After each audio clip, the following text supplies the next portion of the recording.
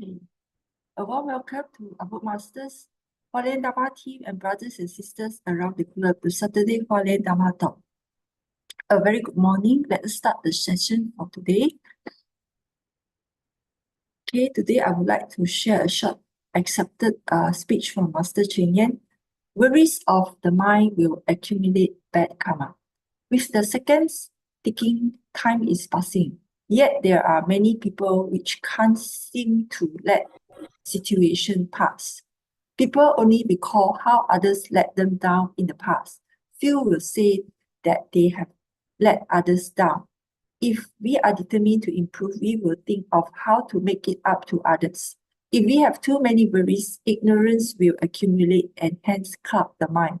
If the mind is clouded, bad karma will continue to accumulate.感恩 to Master's teaching. Now let us send our sincere prayers into the 10 directions. May the Sahara land be free from disaster and peace prevail in the world. Let us sing the prayer song with sincere piousness.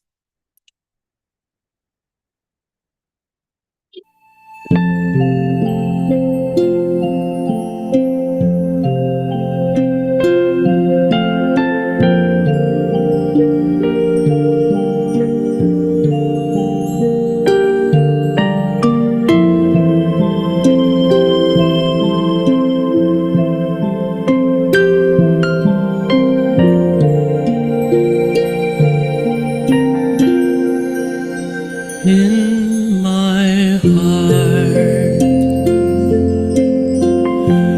I feel deep gratefulness.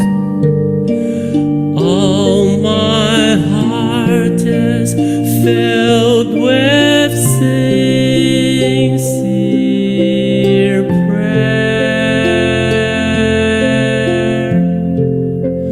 From all corners of the world, let us join our hearts and pray for a world of harmony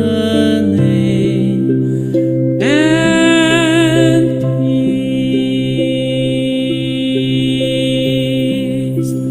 In my heart, I feel deep gratefulness. May all the Buddhas hear my prayer. All united with one heart, let us end our hate with love.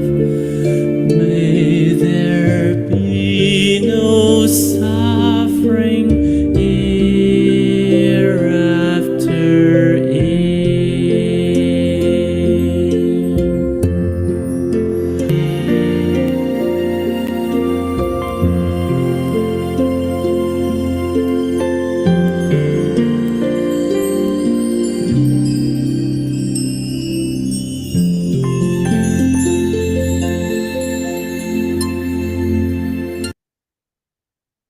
May all minds be purified. May there be peace in the community. May there be no disasters in this world.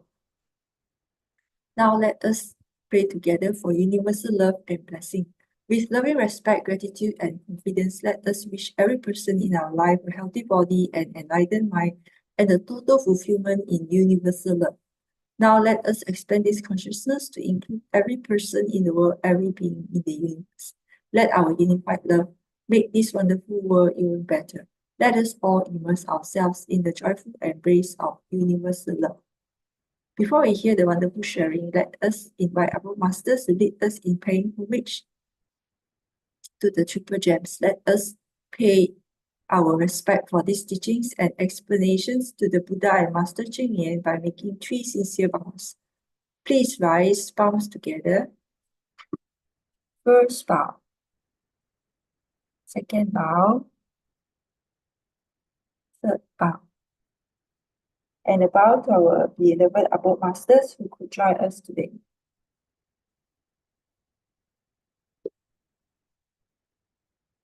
Cảm ơn. Okay, today we have three sharers. Sister Tzer will be sharing on Monday, and followed by Master Huang will be sharing on how far a distance between ourselves and the Buddha. And third speaker is Brother Johan, who will be sharing on unexpected meetings, disaster assessment in Kenya. Okay, before that, let us invite Sister Su Ching for the weekly summary. Sister Su Ching, over to you. Cảm ơn. Okay, good morning, Cảm ơn, Sister Lily. Okay, here it is.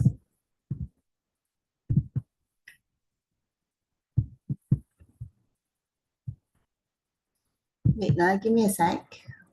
All right, got it. So last week, Brother Dr. Lee Lee from UK, he spoke. He's a doctor who became a Tzer commissioner in 2008. Give me a sec. Despite the distance of UK to Taiwan, technology got us closer instead. In the past, Dharma spreads through compact discs just twice a year. No smartphones, no constant connection. Every connection was a sincere cheer. Skype was used, but its features were few. Satellite connectivity was choppy with poor reception too. Books and journals were where knowledge we gained. Sharing experiences to Taiwan when to Taiwan we came. There were language barriers as Mandarin wasn't widely known. Translation was scarce and Dharma was given in piecemeal as the structure was not fully grown. The global pandemic changed Tzu HQ's mindset and made it right. The Life Wisdom program got a global audience now, now shed with new light. In the past, even with few translators with tight deadlines to meet, lessons for daily life were just done, notwithstanding the challenging feat. These three components are present in each program we see: resources, ourselves, and those we help selflessly. Master sees from above, guiding our way. Practicing Dharma keeps our afflictions at bay. Learning is awakening, she often reminds. Truly, through the Bodhisattva path, peace the world finds. Yes, Sister Woon Ki from Malaysia, who spoke about her teaching journey, and she titled it Train Right Life Journey. Sister Woon speaks of mirror in the heart, and that life's a train ride and we each play a part. We can't get off nor stay past the end. Some parts are set, but still we can mend. Adapt to conditions, seize moments we face. Develop our potential, avoid life's haze. For each affliction, wisdom's lost bit by bit. Stay pure in actions. Never let goodness quit. Retired early as an educator, she shone. Touched by gratitude, her impact was well known. Counseled wayward students and gave them new starts. Activities and guidance abound as she touched many hearts. In 2014, Sister Woon ventured into Tzu's embrace. Education for refugees, she found her place. Pandemic brought challenges, yet she remained strong. From harmony to Bodhgaya, where hopes belong. Each retirement's a start to another adventure. Educators teach the world, and each lesson's a treasure. With every new role, Sister Woon continues to see that in every encounter, a teacher is who she lives to be. Stop share right now. And I'll hand over to Brother Ching to introduce the next speakers. Thank you for listening. And Sister Su Ching, good morning, everyone, brothers and sisters. So today we have 3 sessions. We're going to begin with Sister Sim. Sister Sim, is she in? Hi, yeah, good morning. All right, okay. Good morning, Sister Sim. This is an interesting title, one day. Oh, okay. I understand you're going to share on veggie promotion, right? On this topic. Sort of, yeah, sort of. All right. So, you got until 7:15, so platform is all yours. Okay, sure.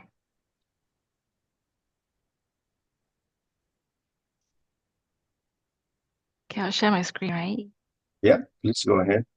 Okay, 1 second.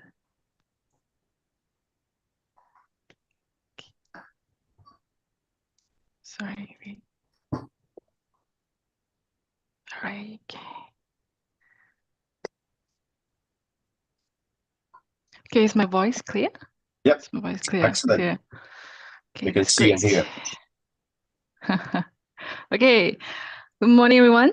If you're from, I'm not sure if you're from, if anyone from you from US, then it's good afternoon.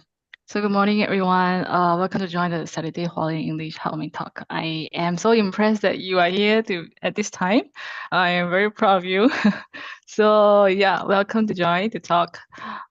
First of all, I'd like to introduce myself. My name is Tzer. I am from Malaysia. So today the topic is one day, right? It's actually one day with love lah. So initially I only submitted 1 day, but it's actually I want to talk about love. So it's one day with love. Okay. So when we talk about love, right, I always have these thoughts, like how many types of love do we have, and what is love to be exact, right? So when we talk about love, right, maybe we talk about parents' love, mothers and father love, and then we also have brother and sister love, and of course the one that we all like to discuss about is the girlfriend and boyfriend love, right? So what is love to be exact? So it's something that crossed my mind is that what are the Gen Z is thinking about today, right? What is love? So I come up with a list, right, of a perfect partner, right? When we talk about love, sometimes we talk about perfect partner list. Maybe someone who is smart, good look, or rich, or kind, or famous, or romantic, or humorous, or maybe someone that can make your heart beat fast, I guess. So from all this summary, right? I was trying to check what are the youngsters today trying to think about, and what are the lists that can and who can achieve this kind of list, right? So I go and find out, and then I was like, oh, the youngsters today like maybe someone from K-pop, the oppa. So I was like, okay, maybe this is the one that they like. So I was trying to imagine myself be with this K-pop BTS guy. So I was imagining if I am be with him, so this will be me and him, right? Then we'll be like, wow, with someone famous and good looks and rich. And then this will be us happily together. Very sweet. But then, right, I was like, okay, if I will really be with him, maybe it's happy. Or am I really happy? Because I'm not sure because he will be surrounded by so many girls, right? Then I'm like, okay, if I will be surrounded by girls, then definitely we will have a lot of arguments. So when we have a lot of arguments, I think definitely we will fight a lot, right? So I'm like, okay, if we fight a lot, will I still be with him? So I was like, okay, if we fight a lot, maybe I cannot feel his love anymore. So maybe I should move on to find someone else. I'm not sure. So yeah, after I was thinking, right, maybe I should move on, right? So in order to move on, even though I cannot be with my love, so-called, the perfect partner, okay, it's fine. But maybe I should find someone at least similar, right? So to find someone similar, right? I was thinking nowadays people no longer be with human beings anymore. We love to be with dogs or cats. So maybe to be with a dog also not bad, right? So I was thinking if to be with dog, maybe it's not a bad idea, right?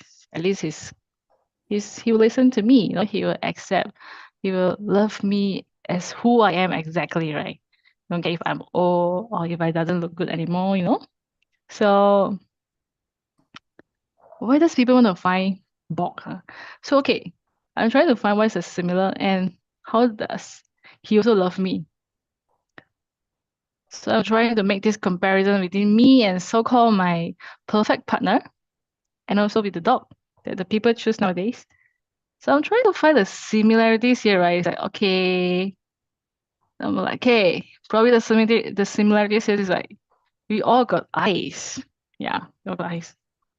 Then, yeah, if I will really have a boyfriend dog, I'm not sure, someone who is a dog, then yeah, dog is someone very intelligent, and it's also very social.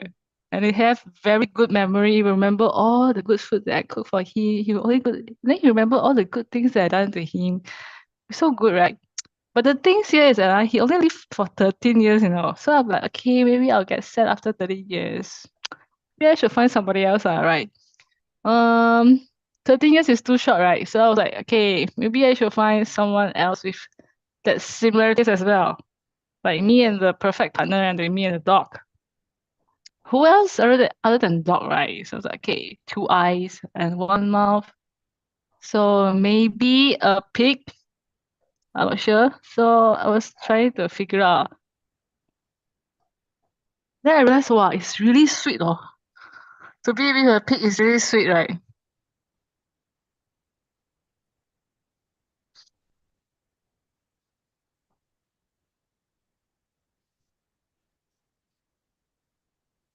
So I said, wow, it's so cute, pigs are so cute, especially when they're small. So if I have a pig to be with me, definitely I will have an account for him. She's Mr. Pig. So pig are the very, very intelligent animals, fourth most intelligent animal around the world. So they're also very social, which is someone that, okay, I like. And then pigs learn very fast. And then surprisingly, they run very fast as well. So the natural lifespan is about 15 to 20 years. But you know what? In factory farm, they only live up to 6 months. Okay, I'm not sure what's going on here. So in my memory, right, pigs are very cute. Like the Disney pig that we watch is very cute and it's fun. But then I look again, it's not something like what I know, it's not something what I can remember. But basically what I remember is the char siu, right? The char siu that I always eat. Okay. So maybe not a pig lah. So he will be chopped by a butcher and then become a pork chop. So maybe not a pig. Who else will have 2 eyes and 1 mouth? Other than pig and dogs? Maybe maybe a chicken?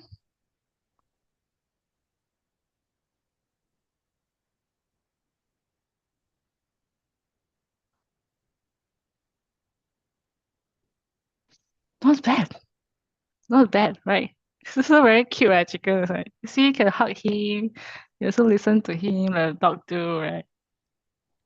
So if it's a chicken, yeah, I think everyone loves chicken a lot. I will have a lot of followers, and chicken surprisingly chicken can count. So it's me, it's quite smart leh. And then has some self-awareness. He know who he is, and he learn very fast. Is intelligent, and therefore they are also socially complex, which means they want to be with human beings also as well. They want to have friends like you and me, right? And then the natural lifespan is about 10 to 12 years. Yeah, something is wrong here as well. In factory farm, it's only 42 days. 42 days is about 1 month plus. Yeah, 1 month plus around that. So in my memory, right, the chicken should be someone who can save the world. Like what we watch in the cartoon, like Chicken Little save the world. But then again, they're living in this crowded place. I don't think he can even save himself. This is very dirty, crowded, and then it's like even cage, right? A chicken. So maybe not a chicken lah. Maybe someone, maybe a chicken mother, right? Chicken mother only give birth to eggs, I think it's easy, right? So chicken eggs are healthy and delicious and inexpensive. And the natural lifespan as well is 10 to 12 years. But again, in factory farm, it's only 24 months. 24 months is about 2 years, right? Okay, it's a bit longer, but it's not what I expect as well. It's only 2 months. Is it 24 months? 2 years, 2 years, yeah. So 24 months. So I was trying to dig in and I said, what happened here?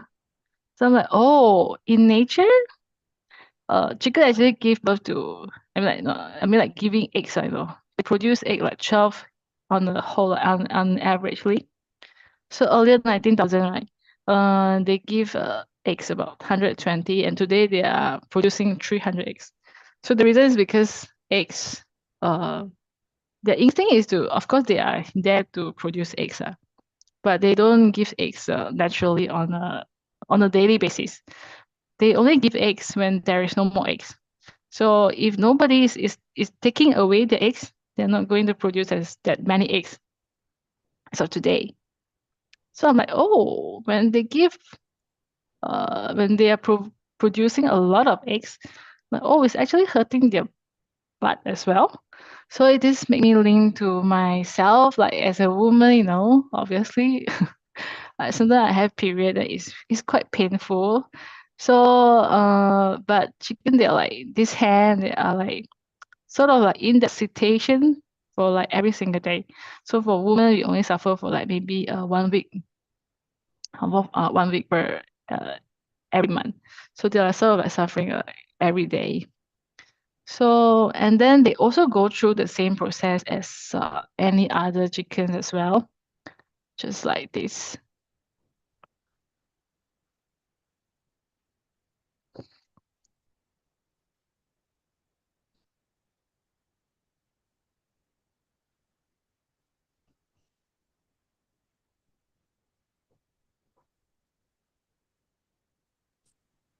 The video no sound. Oh, sorry. Okay, 1 second. Let me reshare. I think when I share, I didn't share that. Okay. Can you hear now? Can you hear now? No. Hmm?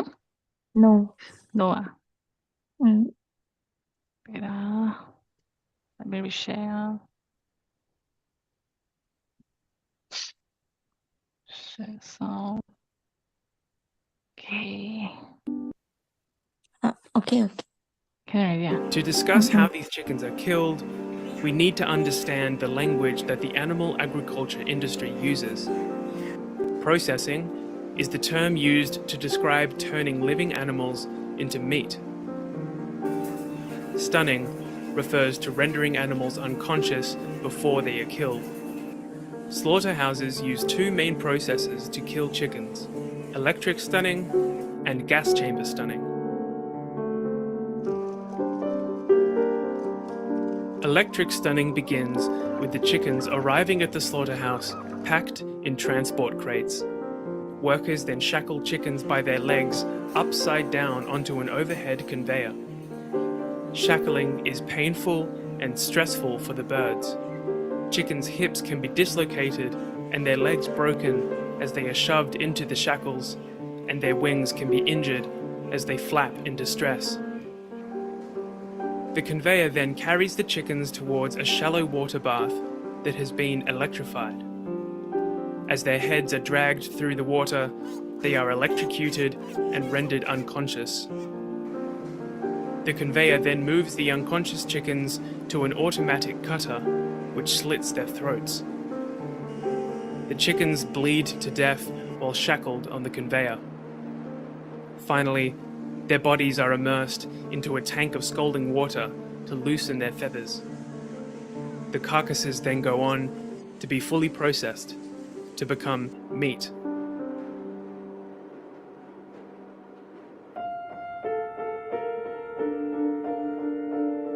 That is how the system is designed to work. However, things can and do go wrong.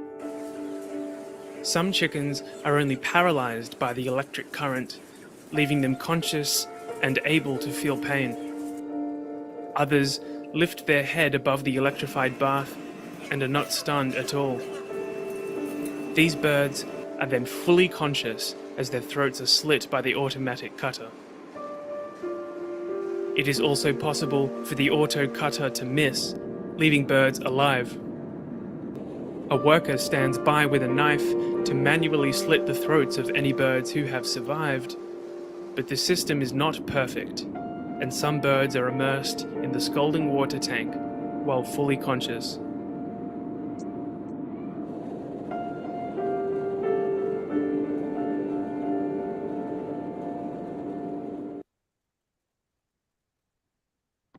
Yeah, so this is like even the hens after 2 years, right? They're also going, I mean, like they're also joining the same process as any other chickens. So yeah, you know what? I can see that even like hens the same. Maybe it's not a perfect partner anymore. So who else with 2 eyes and 1 mouth? So maybe this cute chick.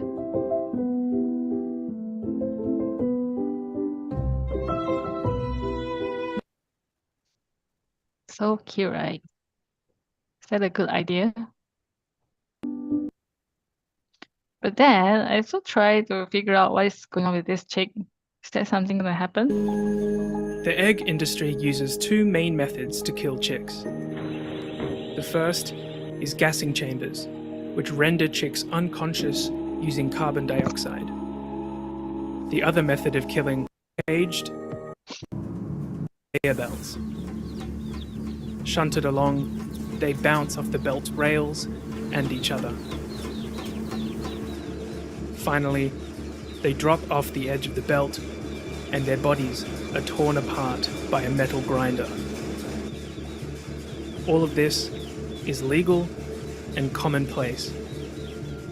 When the egg industry looks at these chicks, it doesn't see living, thinking, feeling beings.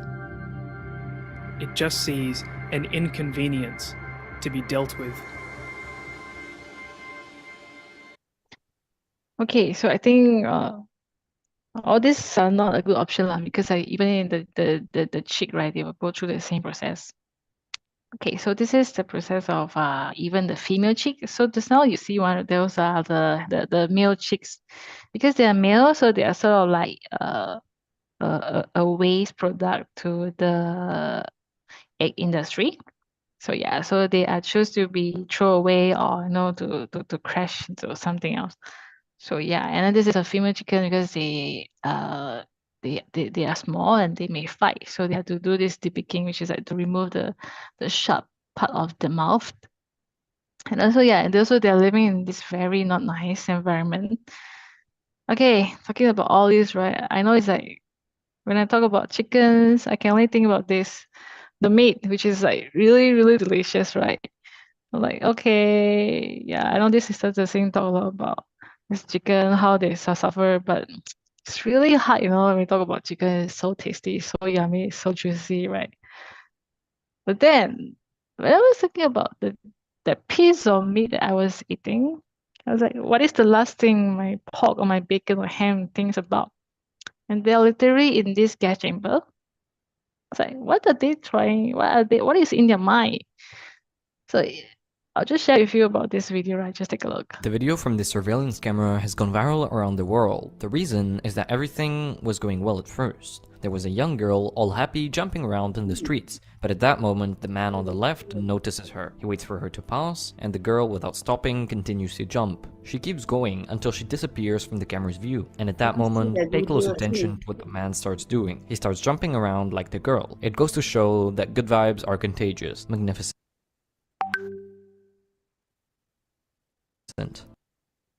Yeah, so from this video, right, I can see, oh, happiness is contagious. So that means the kind of energy, right, that we are giving out is actually contagious. So that's why we always feel like we want to be with someone that makes us feel good, that makes us happy, because it's contagious. So now look at this way, this so-called energy, or sometimes the happiness from people around you. This is like an indirect impact, right? It does impact us, and it's indirectly impacting us. And what about those directly impacting us, like the water that we drink, the food that we eat, and the air that we breathe? So we all know that we have this kind of experiment, right? When the water, if if they if you keep telling them love and appreciation, then the water is very beautiful. If you say thank you, then it's very beautiful. But if we say something else, like those very negative words, they look really ugly. So this is like directly goes into our body, right? So, and how this words is coming? This words is coming from someone's mind, right? For example, if someone's mind has this thank you words or like happy, then it's gonna like it's all going to be in their body, you know. So just like any human beings, when we are happy, our body cells are happy as well. But when we are in a very bad situation, our cells are not happy as well. So I was ever wondering, right, that last piece of meat that I ate, what is in their mind?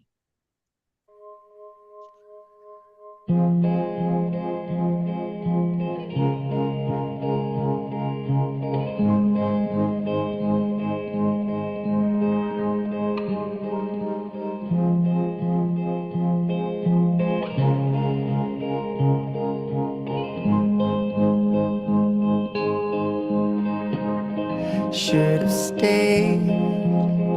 Were the signs I ignored? Can I help you not to hurt anymore? Okay, so it crossed my mind is like, what is in their mind when they are in the gas chamber, right? Because every piece of meat must go through this process. So like, what would they think? Would they think like, how do they feel to be exact, right? So this is like a very happy animals when we treat them very nice. So obviously, I believe that their meat is gonna taste, they're gonna be good, like having the good vibes, if they're being treated very well. Yeah, you know. But what if every piece of meat that I eat has to go through that process? How would it feel, right?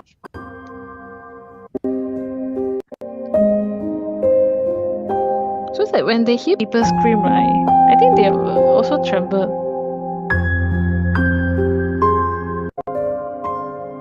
So I was wondering, how do they feel? Like, so that means the piece of meat that I eaten, right? Is it something? What is the shape of the cells that I eat? Right? What is what is the shape of cells that I'm eating? Is it love? Is it appreciation? Is it kindness? And it's like directly impacting me. Can see that it's directly impacting my body, right? And also when I was young, right, I remember I always hope that maybe I can save the world. Remember we always see these kind of pictures that to save the very poor kids around the world. And then I go and check, right? In 2024, there are nearly 282 million people actually experiencing a very, very bad hunger. And then I was like, where all this food goes, right? Like we every day has been eaten so much, right? Like we have so much extra to eat, we throw away so much of food. But where is all this food go, right? So yeah, a lot of them is go to the waste, but also there are a lot that are going to the animal feed, right? So we can see that maybe around about the majority part of the crops, right? Because we are eating so much. So majority of the crops is going to the animal feed. So instead of feeding human directly, it actually goes to the animal feed. So there's so many articles talking about this animal agriculture is actually choking the earth. So just like imagine in 2024 we got 8 point something billion human beings, right? So we have eaten like almost 10 times of the land animals. And also it's uncountable, the seafood that we eat is so much. So to me, there's a reason why that this food all goes to the animals, right? Instead of goes to the human directly. So we can see that if we were to shift our diet, right, that means we can use more land efficiently. Instead of feeding someone else, then we eat that someone. It's not very efficient. So, and also because the animal culture they are producing a lot of waste, like for example, like the cow, they have a lot of, they fart a lot, right? So they are producing a lot of nitrous oxide. Yeah. So as a conclusion, I would say that veganism is definitely based on independence. It's one of the best way to reduce our environmental impact. Individual, we talk about individual. When we talk about factory, then it's different. So as an individual, the biggest impact we can help the environment is definitely to cut down our meat consumption. But when we talk about are you veggie, right? It's very hard, right? Because definitely your family will not agree. And I can remember the day like if your friends don't want to date you anymore, and definitely a lot of people will say it's not healthy, you have your protein, and that is so boring, right? But when I was like, okay, when I was thinking all about this, I really need my protein. I love my sausage. I love my fried chicken, right? I was like, oh, but who is the one purchase it? When this someone, they only wants to live and they only love their family. But instead, we have so many options, right? We have Beyond Meat, and then we have different kind of like, especially today is like so different, right? Today's 2024. There's so many options, and you can see that we can even by using Did you know that you mushroom. can grow a steak replacement using lion's mane mushrooms? You can easily grow mushrooms at home and cook them in a cast iron pan, add a bit of oil and press with another pan to release the juices. For flavorings, simply mix beetroot powder, garlic, soy sauce and any spices you like. Marinate the mushrooms for 1 hour and baste it with butter and herbs until you get the juicy steak-looking texture, which you can enjoy as is or bring to the next level with this focaccia plant-based sandwich topped with leftover marinade, herbs from the garden, which needs no words to describe. Whoa. It's like, wow, it's actually good. So it's like that means even no matter how much I miss the meat, right? I can always find substitute. It's so easy, right? It's so easy to find substitute today. And with all the recipes online, with the restaurants, right? And then I remember today youngster, we always had to say, mommy, you don't have me to make choice for me. I want to choose my own lifestyle. But on the other hand, there's someone who wants to live and they don't have any choice. And we have so many choices, right? So many choices that we can choose today. So, for example, this is in Malaysia. There are so many restaurants. Whether it's vegan or vegetarian restaurant, there's so many options, and they all taste absolutely good. And even the people who are very smart, like Albert Einstein, they were vegetarians as well. So this is, of course, by our master Cheng Yen. She said that every second, this is only 2020, sorry, today there are more already. Every second that 2,500 animals are killed, 210 million animals are slaughtered, and 78 billion animals are killed. So working together to mitigate disaster, which is the following a plant-based diet, is a true way to protect the environment. Yeah. So talking about the taste, right? I remember the day when I ditched my last piece of egg, which is in Chinese we call lo nui. How to say the the black season. No, how do you call it? The black egg. Okay, it's like an egg where you cook in soy sauce. Is it something like that? So it's tastes really good, to be honest. Tastes really good. Uh I I actually always tell myself that I want to dish that egg, but then I still eat that egg that day. Then after I eat, okay, I'm happy when I eating. But then I was like, after I eating, right? After I eaten the eggs, right? I was like, But I always say that uh, I hope everyone will have less suffer. I want the world peace. I want love for everyone. So like my desire of my mind is so big, right? Then I just realized my soul crave a different thing. My soul crave love. My soul crave less suffering for others. So yeah, and then I decided to ditch my last piece of egg. And then I realized that I have less contradiction in myself. And then I achieve a peace of mind. And then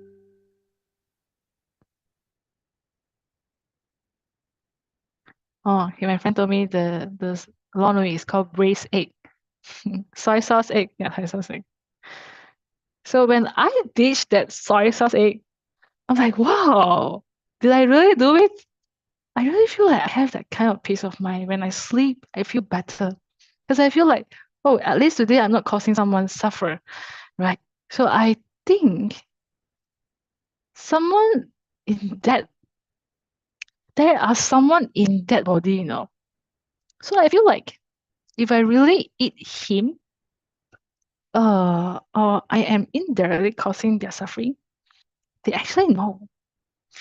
Just like imagine when we go to imagine we help maybe we release we say there are animals in the house, so we release them to the park. Then you will notice that animals will look back to you, right? Like imagine if you I'm not sure if you try function is called to let go to release the animals out of the sea, right? Last time I used to release the crab to the sea, right? Then when I release the crab to the sea, right, they actually turn back and look at you sometimes. They're like, hi. Okay, I'm not sure what they are thinking about, but they're like, hi. Okay, they look at you for a few seconds, and then they leave. So they sort of like, they recognize me, you know. So I feel there's someone in that body. So I believe, right, if I were to help them, at least to reduce the suffer, I believe I'm giving them a life.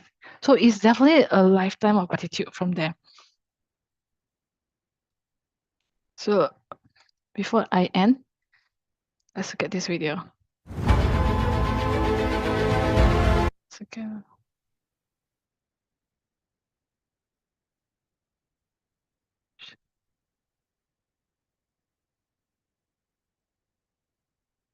It's okay now.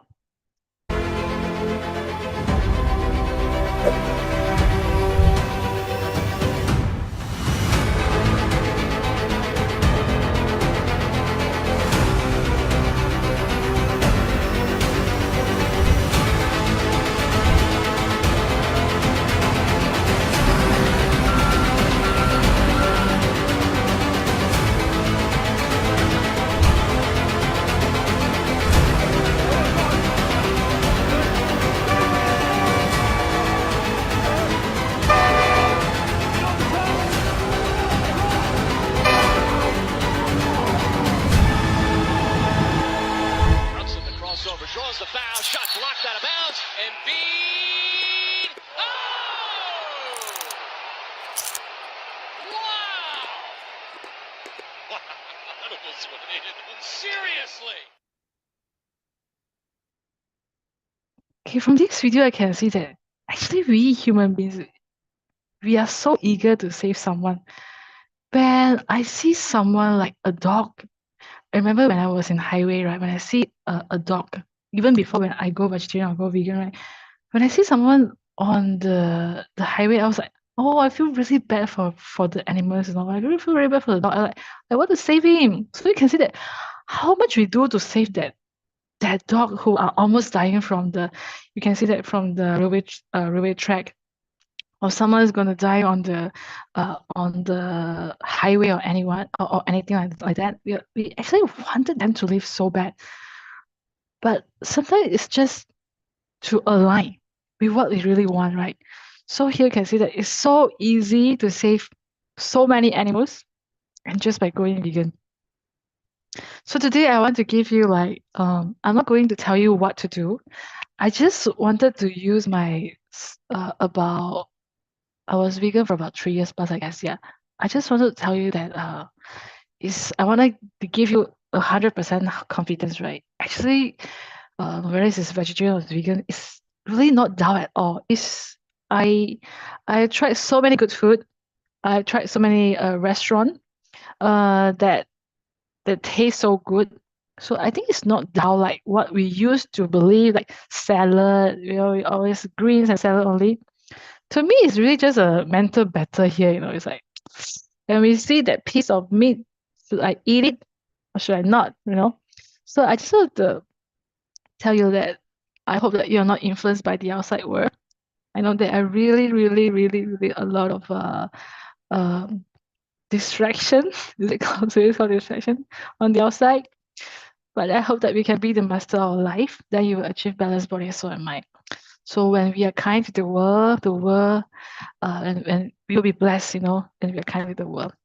And also, I hope that before end, like I wanted to say, if one day you could give your child a better place to stay, because but you can see that how much environmental impact it is to grow all these crops and then to feed the animals is not efficient, and it's actually sort of like polluting our environment. So if one day you could give your child a better place to stay, or if one day you could give humankind a better environment to live, or if one day you could give someone life, someone to live just by switching your diet, would you do it? Okay, thank you so much for today. Thank you for to be awake. I hope that you stay awake during my sharing.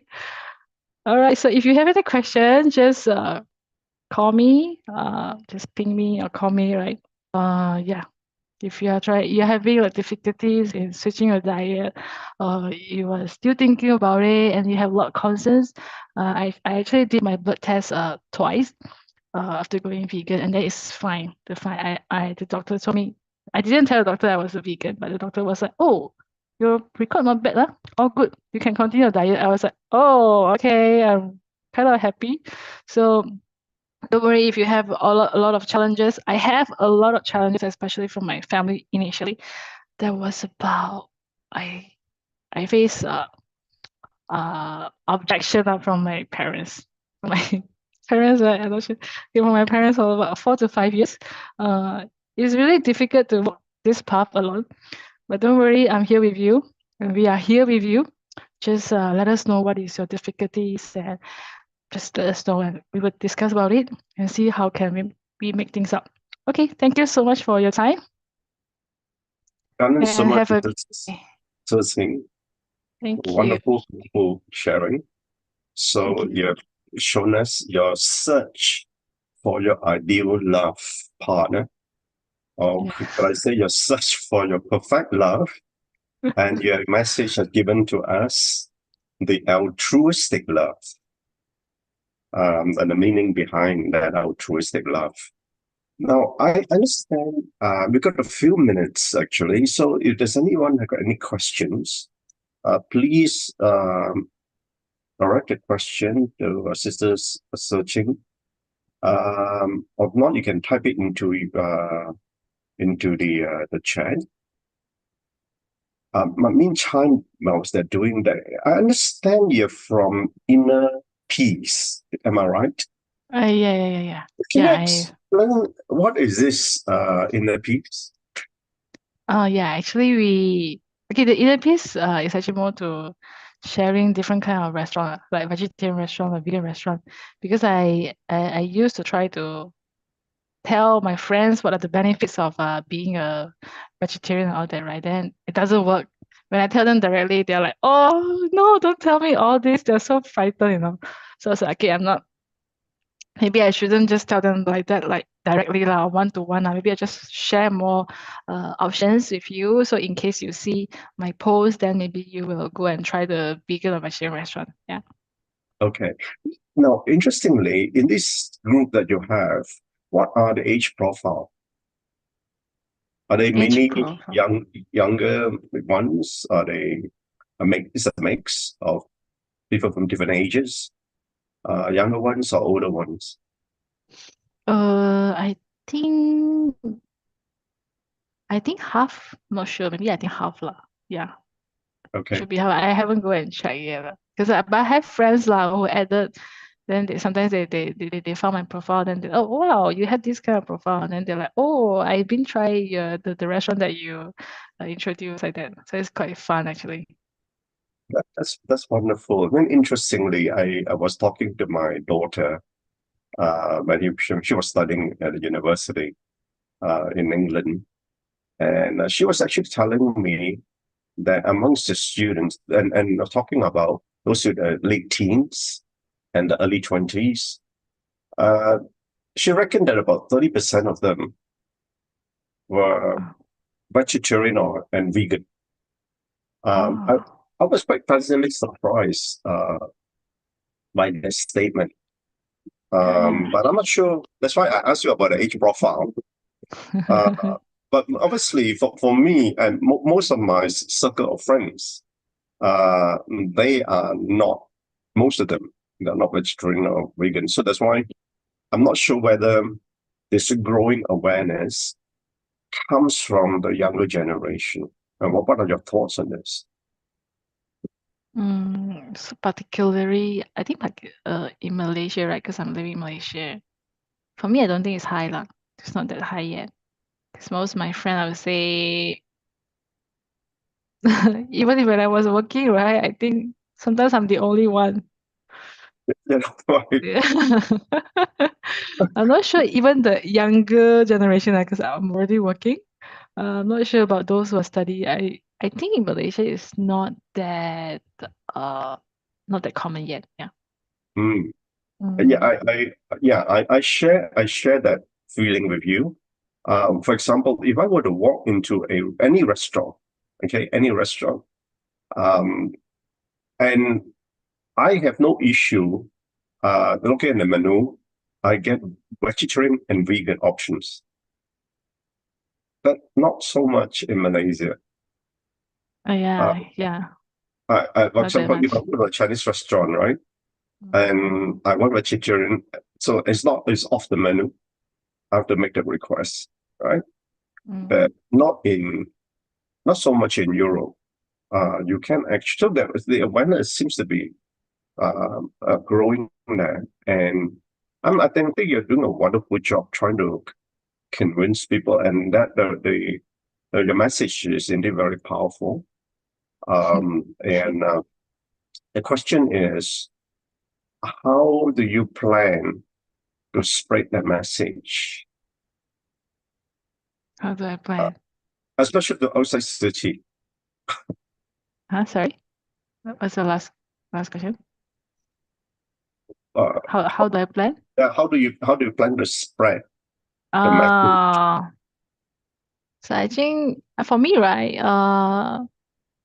actually it's only in this platform I can tell all the truth line, But actually in real life, right, I can't really show them, hey, the meat you're eating, they're suffering. No, I can't really tell them that that they'll think like, are you crazy? I'm like, I will just try. The only best way, right, is to introduce them the good food, because when I think first thing is to let them have the perspective that the vegetarian or vegan food actually tastes good.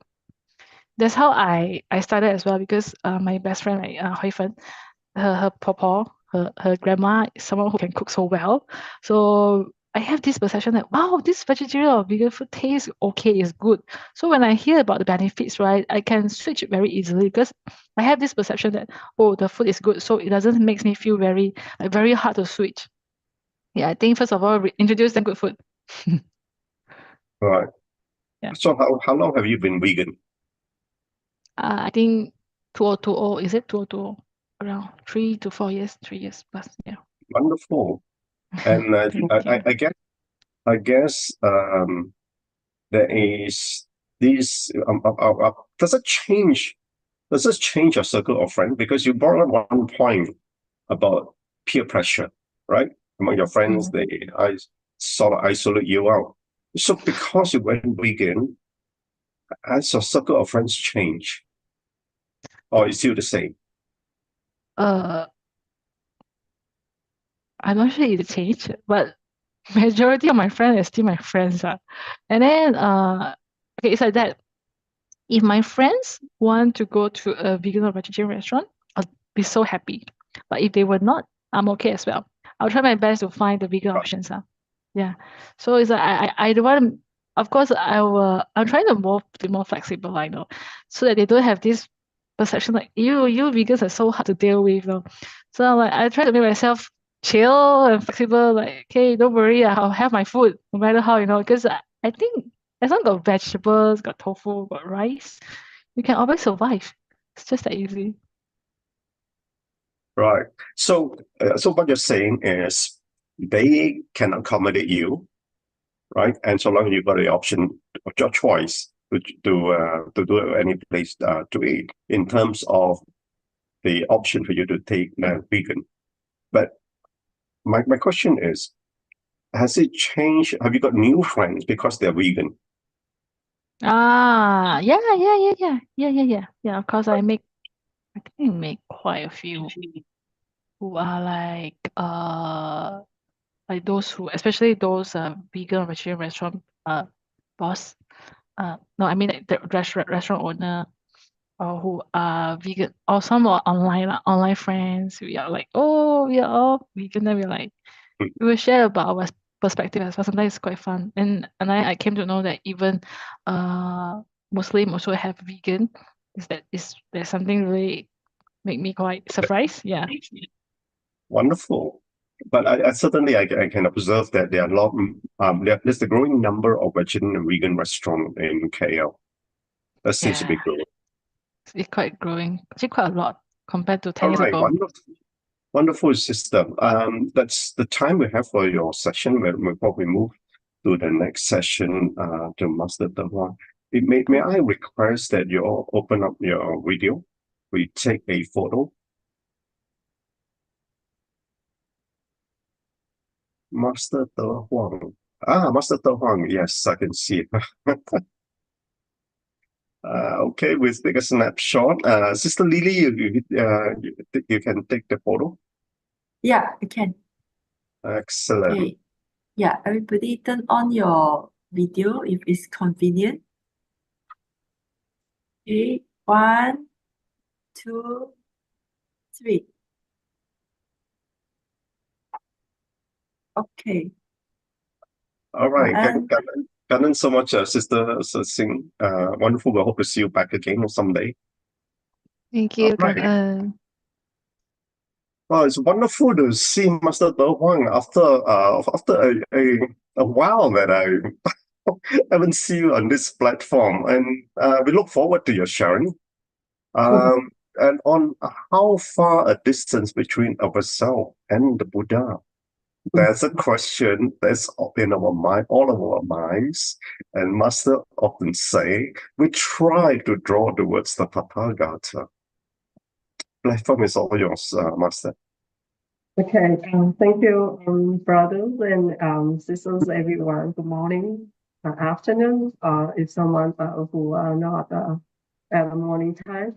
So anyway, I think I never forget that I first in this year when I got a chance to share on this platform, I did do a promise that I hope that I can frequently to join this platform.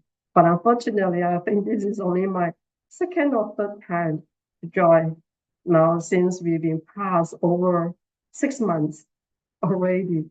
So yeah, I still not really pay a very 100% of my commitment to join this frequent weekend. But anyway, I feel so happy that today I got a chance to meet everyone again.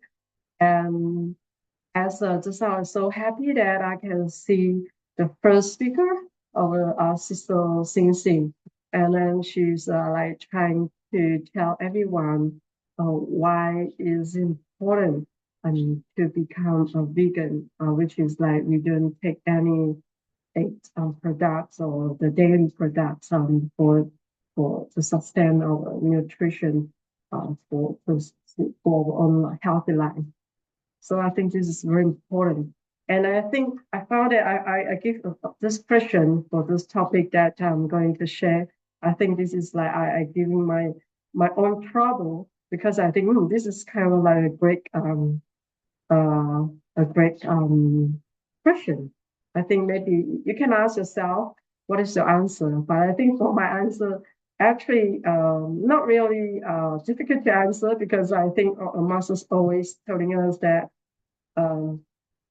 if we have the Buddha's heart as our own, and then and we have the master's mission as our own as well, I think this is the time when we will draw near close to the Buddhas. I think this is not that far distance between ourselves and the Buddha. If we want to accept this, because for normally, and we will see that. Let me show you my slide today. Yes, and okay. So nonetheless, I think as for this question, we know that the Buddha, Masters are in the Lotus Sutras always taught us that the Buddha actually experienced a long couple and to practice Bodhisattva way for many lifetimes before he was able to achieve the perfect blessing and wisdom in this life about 2,500 years ago. And then to reach at the end of the Bodhisattva path to become an enlightened one. So therefore, we never give up, and we must have a great determination and to learn the Buddha's teaching, and we must have the firm will to learn the Master's teaching, because we must have a deep faith on Masters that one day we will get enlightened like the Buddha one, and no matter how many obstacles or the troubles that we're facing on, we have a way or the method, a right way to help us to solve problem. Not only one problem we can solve, but I think we have more wisdom to solve all those problems, because in the Buddha text, it's telling us that we have more over 800,000 troubles in the daily life, and they do have as managers have so many troubles, and they do have the answer to help us to solve. I think here,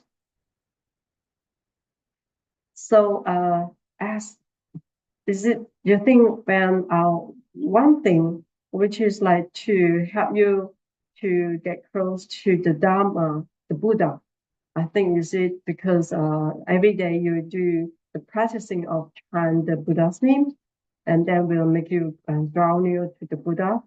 Not really. And actually, I remember when I first started to join Tzu, I heard the story. I'm not sure whether this is happening in the Tzu world or this is just only a tell story on the Buddha's teaching. There's a saying, and one day there's a nanny, a grandma, and she loves chant the Buddha's name, the Amitabha. And every day she has to chant over 1,000 times and to make her feel ease. So, and this grandma, she have a clever grandson who will always give her unexpected teaching. Why I want to say so? That is because actually there's a story is about a grandson who wants to buy an ice cream. And then because the grandma, she loves to chant the Buddha's name every day at home.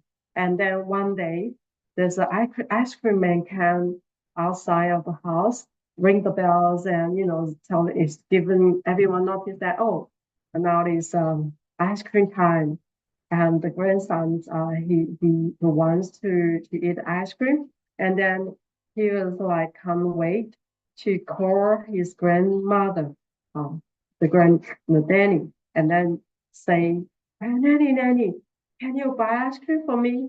And always call his nanny while his nanny is still doing the chanting for the Buddha's name. And then the nanny was still fed up, and then scold and ask the grandson, say, hold on, I still have I still haven't finished my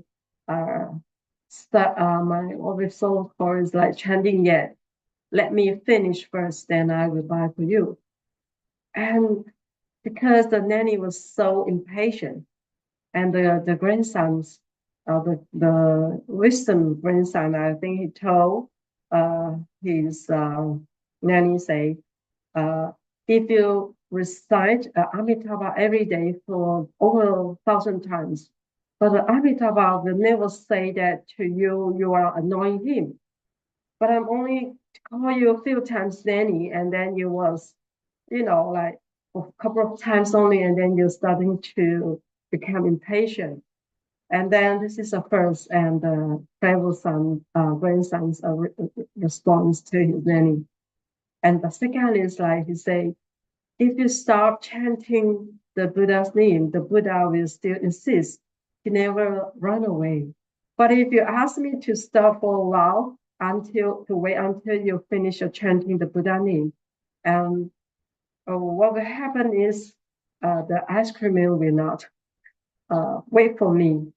So no matter how many times you chant the name, the Buddha is still there. So, but not for the ice cream man. So I think for these two methods for this grandson response to his nanny, I think this is like kind of telling us that not because we are diligent on chanting even the sutra or the Buddha's name or the Bodhisattva name will make us draw near to the spirit of what so-called be close to the Buddha.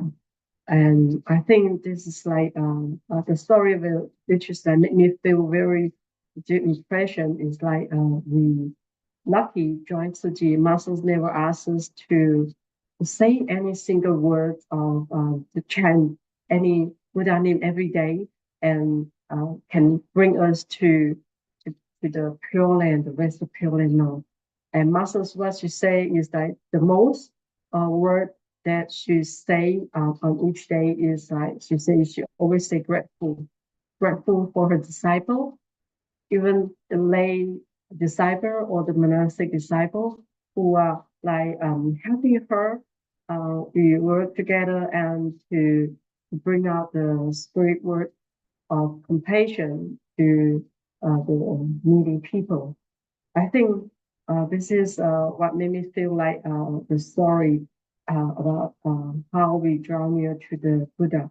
It is like not because of the 10 blood or and I think it's the same as we know in the Lotus Sutra, the parable of the burning house on chapter 3. We always know that the elder father, he has a wisdom, and then he always applies many skillful means to telling the son who are still in the burning house, quickly run out of the burning house and you will get a safe place if you want to. I will give you a lot of points and all these things. I think this is like there's a technique, and I think in the daily life, this is quite funny. I saw this video clip is about no matter how smart or the son will be, I think we do have a mother also have a magic trick to how to say is like to deal with the son. For example, if the son doesn't want to do any homework or and let's see how this mother uses skillful means to teach his son. And let's have a look at this short video clip.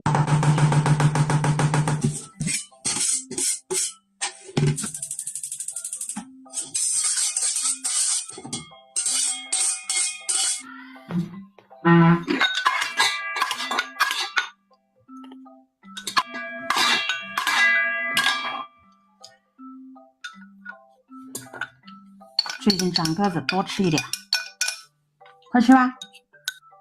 嗯，饭呢？不是在那儿吗？不够再盛，这里面还有呢。你刚才在厨房认认真真忙活了1个小时，就做了个寂寞。那你在房间里面认认真真的学习了1个小时，不也一个字没写吗？来，儿子，咱们以后相互学习，共同进步，再接再厉啊！快吃吧，一会儿冷了。你别笑。 So actually, I think it's similar to when we say we are busy on our daily job and we busy for nothing. It's just like when I say, oh, okay, I want to seize the time and to learn the Dharma teaching, but yet I think I say I spend few hours in front of the computer And I think, oh, is it for me to search for any Dharma teaching so that I can learn more? And every time, is it we really do what we want to do? So I think just like we are always easy to let the time flying off, and then we learn nothing. I think this is like kind of a very how to say is like I think the masters recently she always say if you want to attain awakening, actually we must really truly put into practice and to learn. So as this word, I think it's not I think it should be very familiar to all of us if we recently to listen to master's teaching, and then she learned to share these two words, learning and awaken. And then because she say the Chinese word learn, to learn, it seems like there's a children and needs to learn. Not only the children, but for all the human beings like us. And I think we as human, no matter what religions we have, and we should learn. And then because people, when they do not have the correct understanding about the religion, so every religion will correct the fact, need to guide the people. For example, if the Dharma points to people a path that we should walk on this world, then the path should be very clear. So I think Masters is already pointing us a direct bodhisattva path for us, so that we just follow, and then you will find some experience that you never haven't learned before, and you will gain the Dharma joy once you are able to do it. I think this is like the way from learning to attain the awakening is have to be going through the bodhisattva path, which means we need to really take into the action. And then this is the process. And for example, I think one thing will how far the distance between ourselves and the Buddha. I think it's very clear. Every day we can see there's a lot of Suji work in everywhere, and all the missions. No matter we are helping the poor family to clean their house because due to her condition, the healthy condition is not good. And then I think at the moment where I'm there to see them suffer, we get the people strength to clean the house for them. I think this is the moment that we are very close to the Buddha's heart. It's just like, and every time we will have a Suji training camp, I think this is also a time for us to learn how to get close to the Buddha. And I think this is, I feel like it's very touching when you see, no matter it happen in Malaysia or in every country, in Taiwan, there's a lot of touching story news in the ITV. So I think this is like people, they are in this condition, but yet we're willing to clean for them. No matter how dirty the housing they are. I think this is like the Buddha's part. This is where the time we will get close to the Buddha. Recently, I'm watching Thai news. This is the university in the Dalai Tzu Daxue, and the students also there, and if we not personally talk to help, we can't only read on the test. There's no serving. I think this is how before and after, and definitely I think you will feel Dharma joy after you continue to help them. So and the second thing is that how can make us get close to the Buddha. I think there's one thing Master say we need to form the good affinity. because there's a saying, before you become a Buddha, you must first make good connection with others. So I must say that there's no shortcut in practice. So one must proceed step by step, walking in the rank of the Bodhisattva, and one must not how to say, like we need to get a strong mind, and that there's Bodhisattva, if doesn't cultivate among the people, then you have no ways to practice. So you remember the story Masters tell us that the Maitreya Bodhisattva and the Sakyamuni Bodhisattva engage in a spiritual practice at the same time. But who get enlightened first? Masters say the Sakyamuni Buddha, who can get enlightened first compared to the Maitreya Bodhisattva. Why? Why did it so? Because the Maitreya Bodhisattva have wisdom, but he lack of the good affinity with the sentient being compared to the Bodhisattva of the Sakyamuni, because he have formed good connection with all the sentient beings with him for many lifetimes. So I think this is like if you want to get enlightened, I think there's no other way.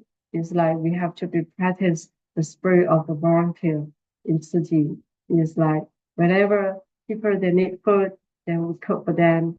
Whenever they need shelter, we help them to rebuild the house, or whenever they need some financial support, then we will assess their need and then to see how much we can help. And all those things is like is covered all in for mission and as the Dharma step.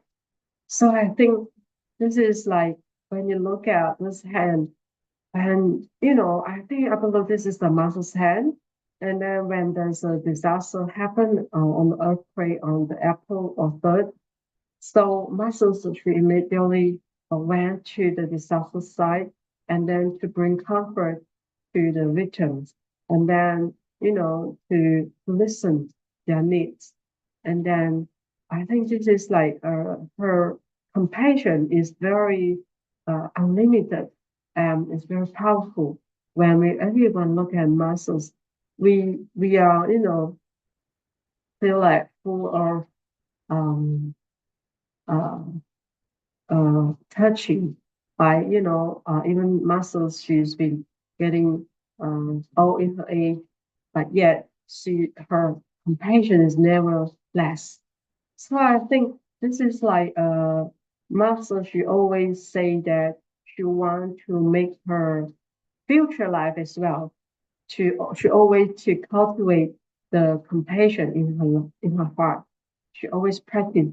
She want to get more compassion, not in this life, but for her future life and stuff.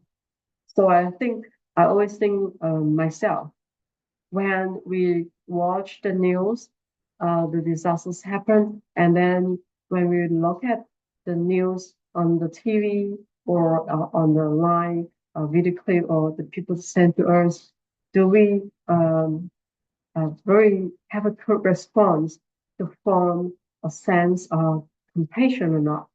If we think this is none of the business with me, and then I think this is too far for me to help, and my heart never give rise a sense of compassion, I think that means I'm not.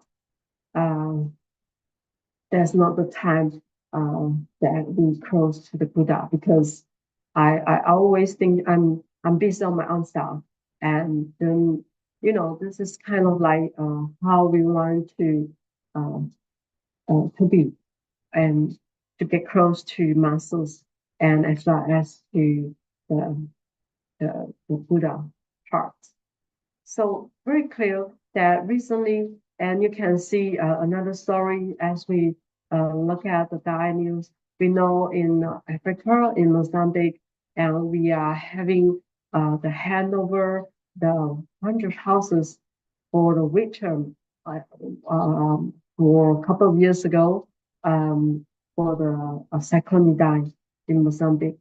And we can see a volunteer, Brother Dinoy and Sister Darling, and how she lead the local volunteers to learn the Buddha spirit and the Master's compassion heart, and to comfort and to bring hope for their own local community.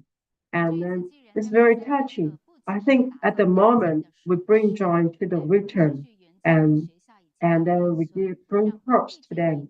I think that is the time that we are close to the Buddha, because there's no distance, because we are care for each other.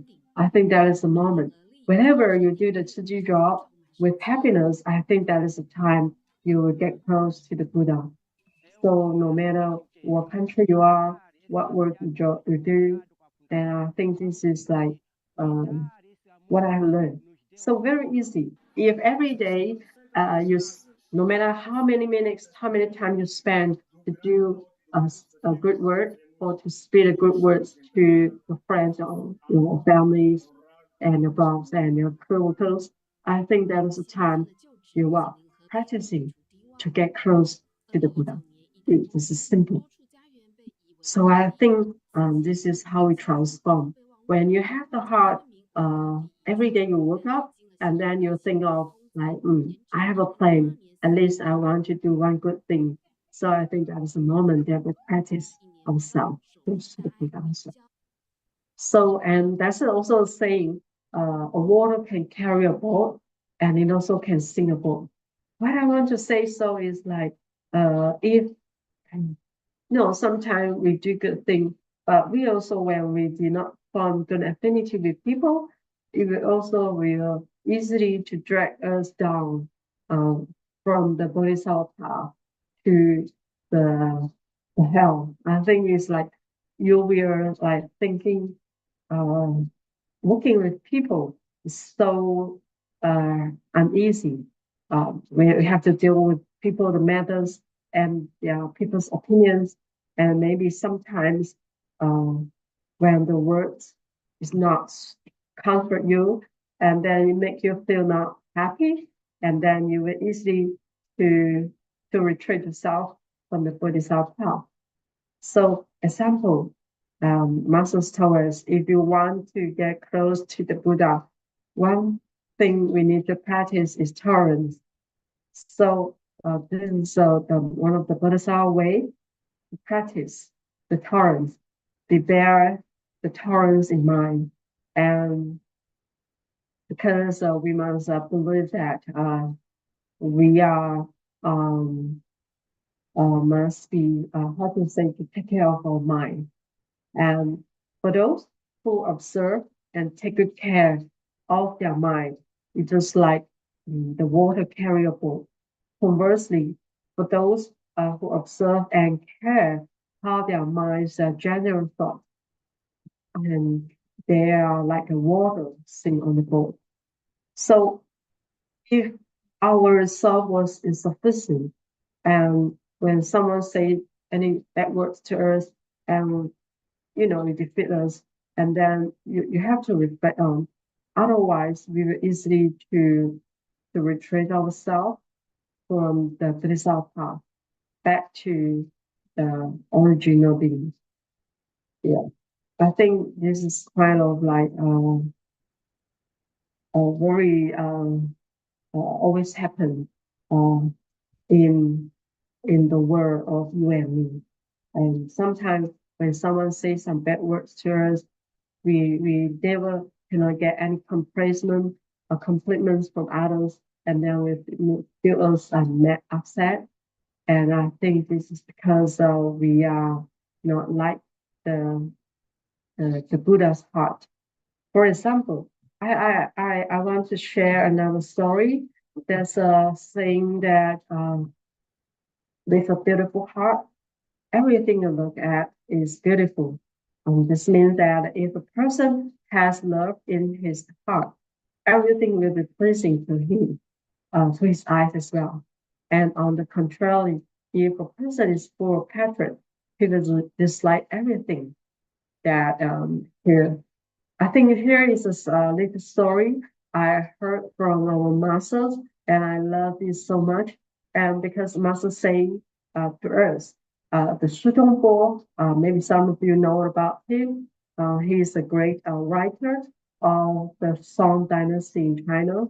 And then the Su Ching, he was a famous talent in the history of the Chinese literature. And then, but he also have a talent sister who was unknown because during the time the women at that time were restricted to. So this is the saying that one time the Su Ching meditate with the Zen master. After the meditation, and the Su Ching asked the Zen master, he say, brother, what do you think of the way I meditate? The Zen master just reply with a smile on his face and say that brother Dongpo meditate very slowly like a Buddha. And the Zen master asks, what do you think, brother Dongpo, of my meditation appearance?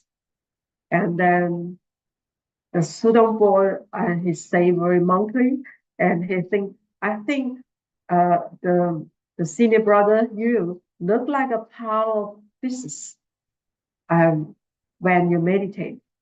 After he finished speaking, and he burst into laughter, and the Zen master smiled slightly and was not angry at all. So after Su Ching returned home, and then he proudly told his sister, Su Xiaomei, and then what happened today? He and the Zen master, upon hearing this, and his sister say earnestly to his brother Su Ching and say, the Zen master has a Buddha in his heart, so you look like a Buddha. But brother, you have the experiment in your heart, so you look like a power of experiment to others. And Su Ching, he was ashamed, that was speechless. So I think this is like whether you want to be like a wise man or like a foolish man, it all depends on how much Dharma we apply, we keep in our heart. Is it easy to get defeat us by simply someone say some bad words to us and then we retreat ourselves? Or, we want to stick close to the Buddha and we never get angry, no matter any circumstances happen to us. I think this is like when we look at muscles, whenever she get any encounter, any difficulties from the outside who never understanding of the mission, and then muscles should always keep calm, and then she have Dharma in her heart, and then she has Buddha in her heart, and then she always stay firm, and she never give any reason to excuse herself not to become to engage in a spiritual way. I think it's I like to listen to the story. So I think this is another story that I like to share with you. Is about have you heard of there's a temple and a new temple want to open before the new temple gets started to use from the devotees, and then there's someone who bring a piece of wood and then they cut into half. One is to carving like a burning statues, and the other one is to carve into the wooden fish, the instrument for the monastic to do the chanting, the morning chanting or evening chanting. So when this piece of wood have been divided into these two pieces, and they started to take time to carve the Buddha statue and the wooden fish instrument, the musical instrument for the Buddha. And then one day, when those two things have done and the temple is being used, every day the wooden fish, it was not by the monastic every day to knock on his head, like do chanting. And then he feel like unfair. We are come from the piece of the same wood. Why? The Buddha statue or the Guanyin Bodhisattva, you always get the offering from the devotees. You get a flower offering, food offering, the better, all the great thing that you can accept is offered by the devotee. But what I have accept is every day from morning till night, I was not someone not on my head. And then, like, why this unfair? And I think maybe you have heard of this story. I like this very much. It's just similar, like, why we want to pay respect to master, but no one pay respect to me. If you think of this way, you have to think how much effort that masters have put on her way on this cultivation path for over nearly 60 years, for a few decades that she was earnestly and diligently to practice, and then she overcome a lot of problems, and then she gained a lot of wisdom compared to us. We only have free time, we do voluntary job, or when we're not free, then we will have a reason to excuse ourselves to take some, holiday off, and then, we went for a vacation and all those things, and then we find fun for ourselves. This is like two different ways of the people, how we use our time, to utilize our time and to gain wisdom. It's the same. So because the Guanyin Bodhisattva reply to this Buddha fish is saying that because I'm willing to bear all the circumstances happen to me, I'm willing to bear the suffering that someone use a knife shaft, a very sharp knife to curve on my body, so that I can get such a dignified status, and then people, when they saw me, they feel like happy.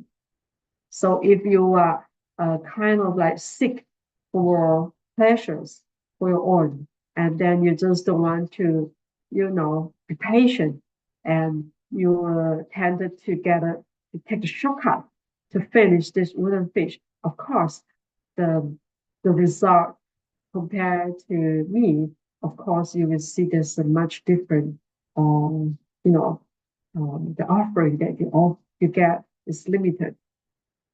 So I think there's no other shortcut way for us to engage in doing study work. It's like we have to totally, concentrate on putting our time in the right way, do the right thing. And this is how we can gain wisdom, like the Buddha or like the Moses, again, for her own self.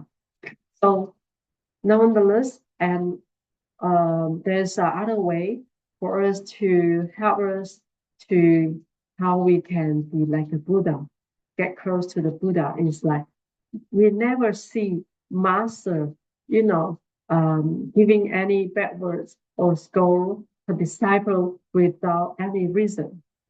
It's just similar like master or the Buddha, they will have a good virtue of the verbal, what we so called the virtue of the verbal communication. The morality of speaking means, no morality of speaking means no morality. Why I say so is like, no matter people, any good or bad, like to identify a person does not need to explore all of his, whether it's the strengths or the weakness. So otherwise, we will make people feel like, how to say, when we you know people's any mistake, you know the reason, or you know no matter the thing that happened to the people is not good. So we never try to spit out everything to the third party. I think this is like we keep our culture. I think this is like because we know that the engaging in any of those 10 actions is counterproductive to our spiritual path by using the 10 non-virtues, which is starting from our mind, the body, and the speech. If we say every single word or we give rise any thought which is unhelpful, and our action is not doing a good thing, I think this is very easy to drag us not close to the Buddha, but far from the Buddha. I think we have to be very in mind any of those thinking on the speech happen in our personal character and the way we act on. I think nonetheless, this is like every time we get certified from master to become a commissioner, always bear in mind there is a word saying that when we take the Buddha's heart as our own, and we take the master's, the teacher's mission as our own. So when we only able to do it, I think this is the time that will bring us close to the enlightenment very soon. And I think this is the time for me to end my sharing. So I hope that you all can get some understanding about the message that I'm trying to pass on to everyone. Simple. It's like we have to practice our mind and our speech and our action always in a good way. So it will draw us near to the enlightenment. So this is the message I want to say. So we may bear in mind, on every second moment that we encounter any difficulties. So thank you for your time. And I now know that Brother Johan, he's going to give us a wonderful sharing on his journey to a very soft place. So we can, let us listen to his sharing soon. Thank you. Thank you, everyone. Thank you. Am I sharing now? Thank you so much, Master Huang. It's been wonderful sharing. The analogy that you gave on the log of wood, it reminds me of how we can shape our nature towards a Kuan Yin nature. And it's from the Kuan Yin nature, as Master has shown us, to draw towards the Tathagata nature. Powerful indeed. Or we can shape ourselves to be the wooden fish if we just remain just a worshipper. Yes. Very, very powerful message. Okay, so we will hope to see you back again, Master Huang, to share the wisdom, and I certainly learn a lot today from this. All right. Okay, so next we shall now move on to Brother Johan, who doesn't need any introduction, just been sharing with us regularly over the past years. And so we've moved from Malaysia to Taiwan, and now we're moving on to US. I understand that where you're based, and the title of your talk is Unexpected Meeting, Disaster Assessment in Kenya. And 2024, it's been a year of sudden changes throughout the world, actually. So much things have been happening. So, right. So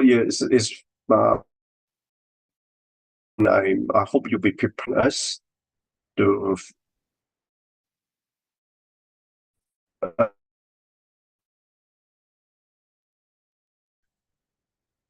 Hello, good morning, everyone. all right. Platform is all yours. Thank you, thank you. Thank you so much. Can you guys hear me okay? Because the sound cut out a little bit on my side just now. Yeah, I think it's a little bit soft, the voice coming through. But maybe you can speak a bit nearer and louder. I think that should work. Maybe is this better? Yeah. Okay, great. Hi, good morning, everyone. So nice to see you all again. So I'm actually based in Hualien. I'm not based in the US already since 2.5 years. So I'm based in Hualien. I'm working at the CEO office at the charity foundation here in Taiwan. So actually, I am part of the Global Partnerships and Youth Development Department. I didn't put it on my slide this time. So one of the things that I do as part of Global Partnerships Department is to occasionally go to a UN conference. So that was the idea when I went to Kenya. I went to Kenya in early May this year, May 9 to 10, for the United Nations Civil Society Conference. And it was kind of crazy because it was a 2-day conference. I arrived 1 day early and was supposed to leave the day after the conference. And it took me 2 days, 48 hours to travel from Taiwan to Kenya. So that was a little bit of an adventure. I did stop by in Turkey on the way, but that's a sharing for another time. So civil society is something very important in the UN. The Secretary General in 2021 wrote that he believes that it is essential for the United Nations to listen to, coordinate with, and engage with civil society. So civil society includes NGOs, international NGOs, local NGOs, as well as community organizations of different types, and also business, but in particular community organizations. So the Civil Society Conference this time was kind of in preparation for the Summit of the Future. The last conference was actually in 2019, so it's been 5 years without any, or 4 years without any civil society conference. 5 years since the last conference.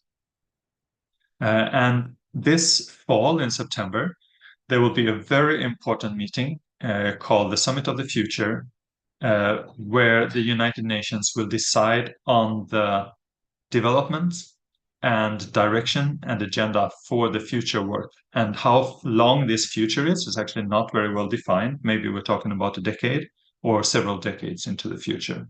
So as part of the work preparing for this, at that conference, the UN, the member nations, will decide on a document called the Pact for the Future.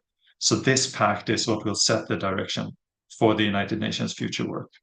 And as part of the work leading up to this conference, they are asking for input from civil society into this pact. So the pact is not long, only 20 pages, and it has 5 focus areas, including sustainable development, international peace and social security, science, technology, and innovation, youth and future generations, and transforming global governance. So they the United Nations asked civil society to provide input for these 5 areas.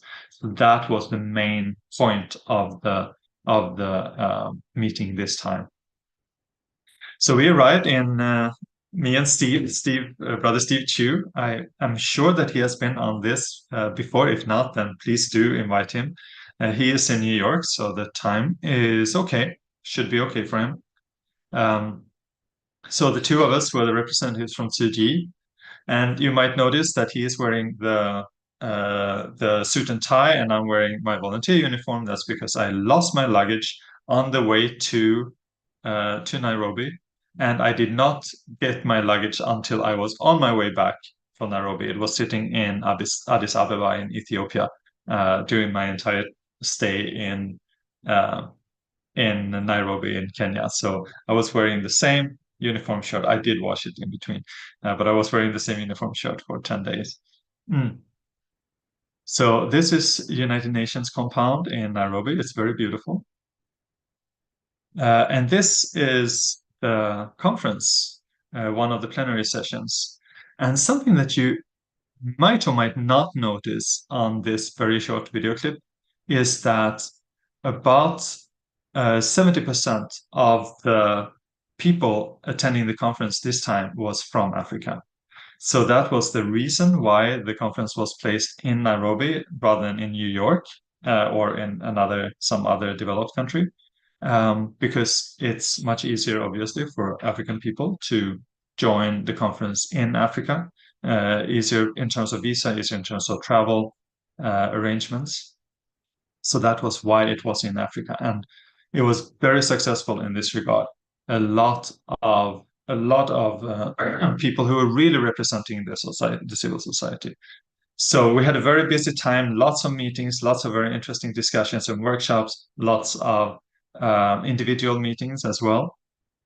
It was very, very interesting. Our main engagement in Tzu Chi was in youth engagements in the Faith Impact Coalition. So they have civil society created a number of impact coalitions focusing on different focus areas to provide additional inputs into the Pact for the Future. Peace and security and sustainable development and financing. So the two of us were very busy for these 2 days. So that was a really fun time. But at the same time as the conference going on, was the East Africa 2024 MAM floods. So MAM stands for March, April, May. And in Kenya, these floods had horrible effects. So we saw significant devastation in 42 out of 47 countries. Over 66,000 families were affected, and almost 60,000 families were displaced, at least temporarily.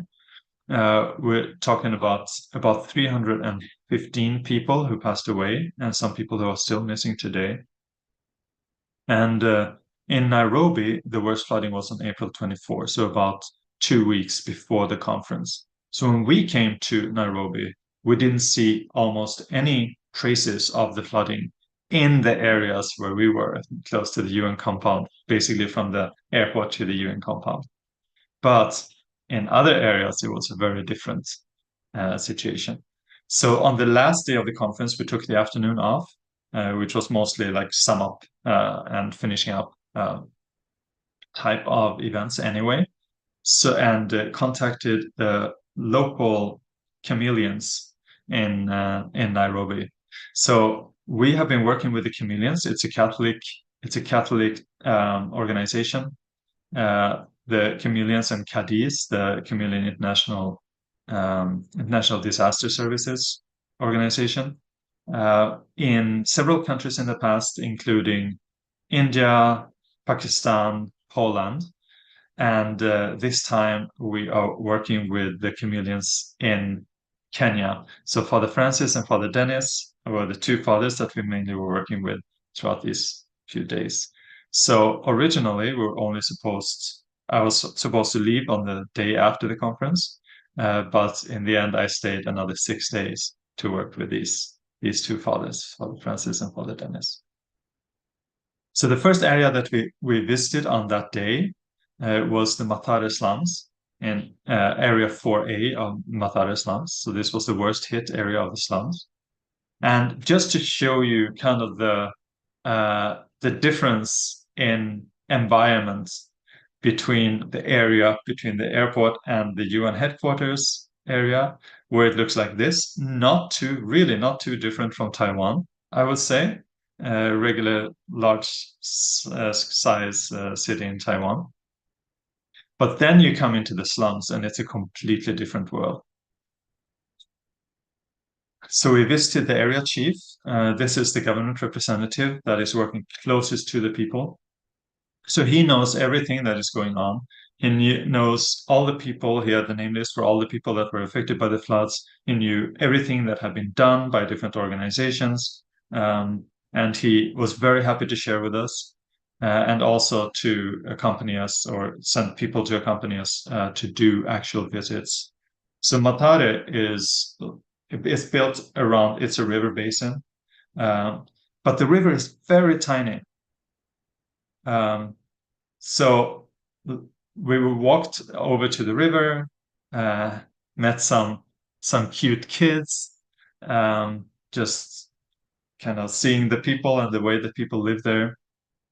It's a regular slum, much nicer than the Sierra Leone slum, for example, or the slums in Haiti. But this is what the worst hit disaster area looked like.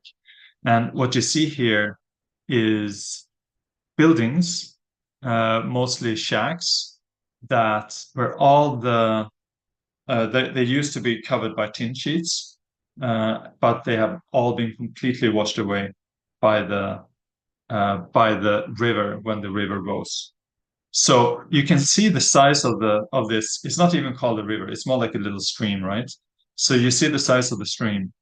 Can you imagine just how much water for this stream to rise to the point where the result is this? You see all the houses on both sides have been completely stripped, and the houses closest to the river, I don't know if you can see my my pointer. So here, this was all houses before, and so many of these houses were like these, where it was actually concrete or tinder block houses. So not all were these very simple structure, but actually even stronger structure had been completely just swept away by the floodwaters. So we can only imagine how powerful this flood must have been and how high it must have gone. So it went actually all the way up to second floor of these buildings. So the gentleman that we saw furthest to the right in this, at the end of the clip, this gentleman, he is here at this site, the site of his family home. You can see a candle lit down on the left side. So he is here together with his friends, mourning his family. He lost 7 family members on the night of the flood. Most other people along this river had evacuated, but because their house was a sturdy concrete building, so they had stayed in the house expecting that they would be safe. But the house took the entire building, just swept it away together with the people inside. So he lost 7 family members just 2 weeks earlier. Another person that we met during our visit to Matare was this gentleman. He is a cobbler, meaning that he makes and fixes shoes. So he has, so the person to the left with the vest here is the spokesperson or chairman for the disabled, people living with disabilities in the Matare, this Matare district. And the person to the right is the cobbler, and you can see that his foot is sticking the wrong way. So he is living with disabilities, and he offered us. He was affected by the flood. He lost his home and all his properties, except for what little he still had at his booth, and he offered to show us where he lives now. And his current situation. So this is the place where he lives now. He is staying with a friend who is a similar age. So these 2 elderly gentlemen are staying together. This is what he needs to climb up in order to get to his house. And this is tricky enough with the fully functioning feet and legs. So imagine what he is going through every single day, walking up to the place where he's staying. Now take a look at the house that he's staying in. He's so sweet and gentle. He is beckoning us to come in with him. And you look at those walls. Yeah, that's where he lives. And one more look. This is the ceiling. And you can see the light coming through. So now imagine what happens when it rains, and especially when it rains hard during the rain period that was still ongoing as we were there. So this is the situation of the people that have been displaced in Matare. So several people passed away in Matare, and about 1,000 families in this particular area, Matare 4A, lost their homes, about 10,000 families in the entire Mathare slums, and as I said, about 60,000 people in Kenya overall. Because the chameleons have been working before with this area and it was the worst hit, so we decided to work with that particular area 4A of Mathare, for our relief for Mathare. Then the next day we visited another area, so Brother Steve had to leave to go back to New York. He had some engagements there that he could not change. So I stayed, accompanied by the fathers, of course, as the only Tzer representative in Kenya at the time. So the second area is called Mukuru kwa Jenga, and this is also a slum area in Nairobi.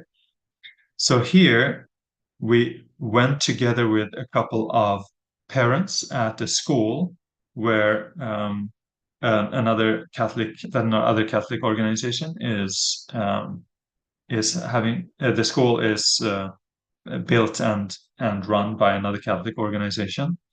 So they're working closely together with the chameleons. So we're walking together with this mother, and we visited another parent of the school. So all of this was flooded, yeah? Yeah, all of these was flooded. Yeah, be careful because you are tall. I'll do my best.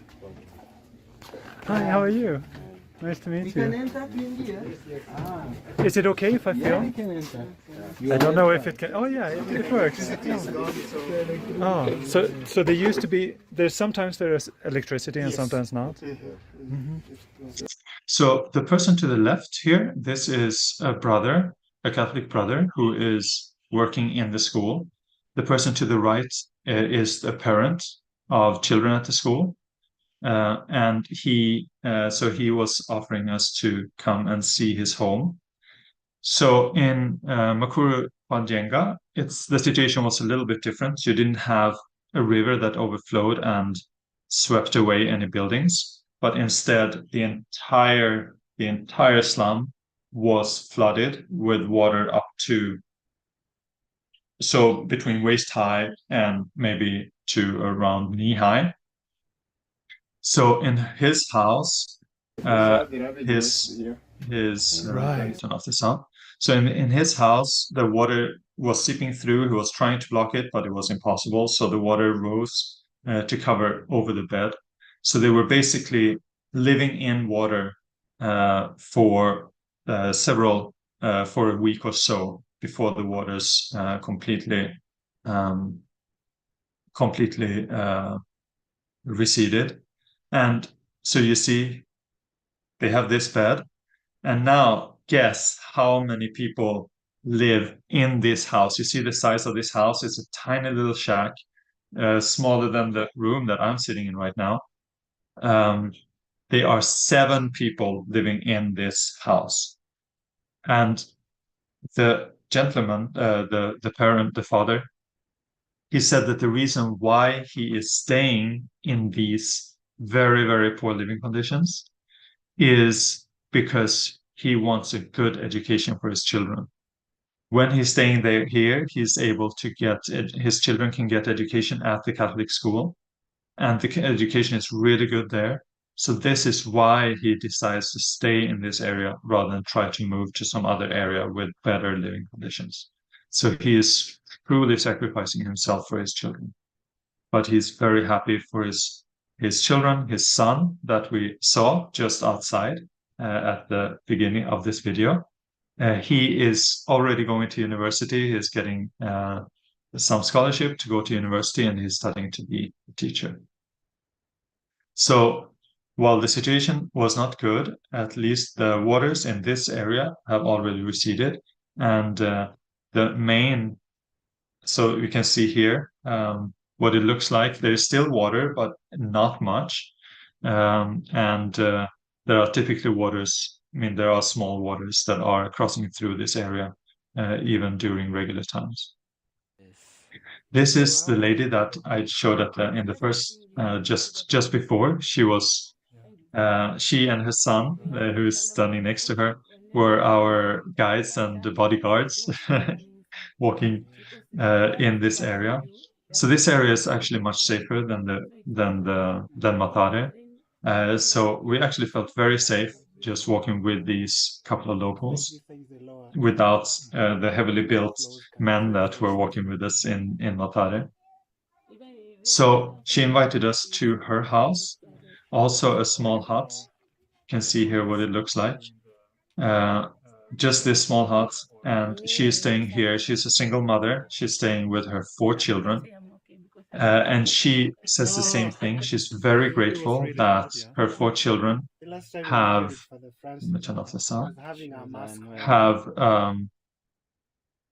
the ability to go to school at the Catholic school. They're all very good children. She's very happy for them. She's living an extremely difficult life. The way she makes a living is by washing other people's clothes. But you can see how optimistic she is. And one thing that really touched me with what she said was that, so there were 2 things that really touched me.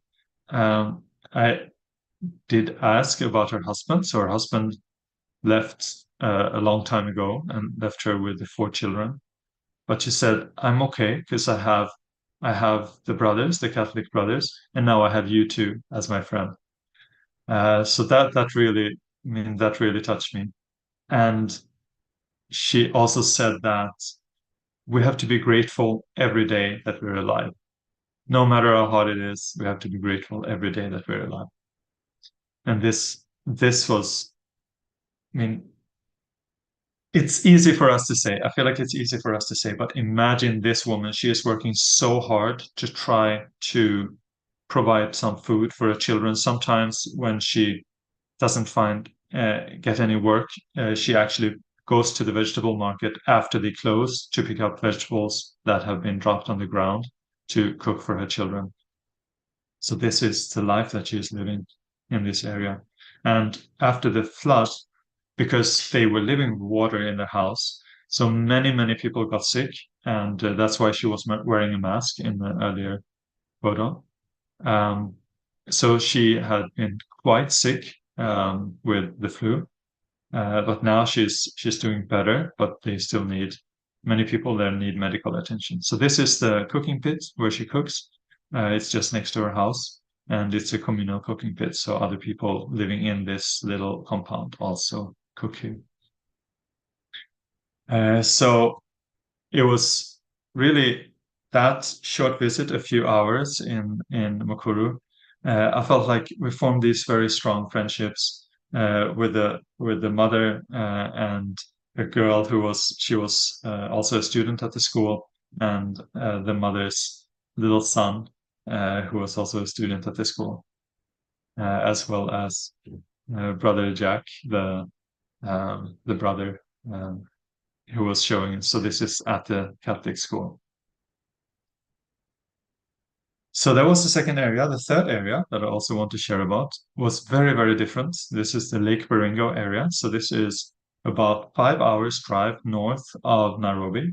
So the 2 slum areas are right in Nairobi. So you wouldn't see much of a difference. You see the little dot that says Nairobi. You see the little dot that says St. Camillus Seminary. So that's where the fathers live. So the slum areas are just close to the black dot that says Nairobi. But Lake Baringo is north by almost 5-hour drive. So we ended up going in 2 days. And we passed by the beautiful Rift Valley of Kenya. And we passed the equator. So during that day, I was on the southern hemisphere as well as the northern hemisphere. Actually, this is my first time going to the southern hemisphere. So when we arrived in Baringo, we were really in Maasai County. I don't know if you know about the Maasai. It's livestock. They are herders, nomad lifestyle. So they are herding livestock, and oftentimes it's the children and women that are herding the sheep, while the men are driving the cows all throughout Kenya. So actually, the Maasai are allowed to drive their cows, to herd their cows anywhere on all land, including in the central Nairobi. So you will see Maasai with their long sticks and their special clothing, driving cows anywhere in Kenya. So the road you see in the previous picture, that the road was still okay at the higher up, closer to the main road. But then as we came down, the road started getting really bad because that's where the flooding had been really bad. So we were met by Mr. Palal to the right.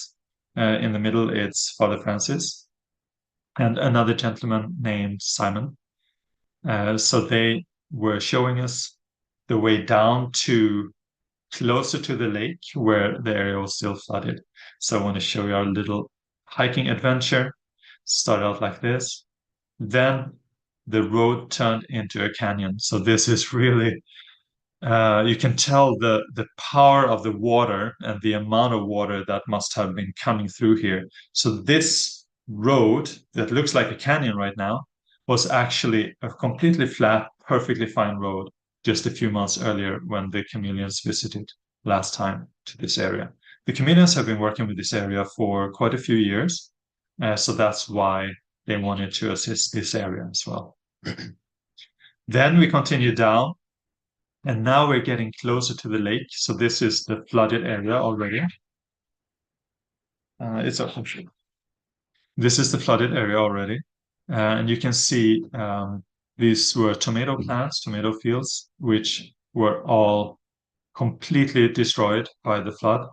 There were also corn, watermelon, and other crops that were all completely destroyed by the flooding.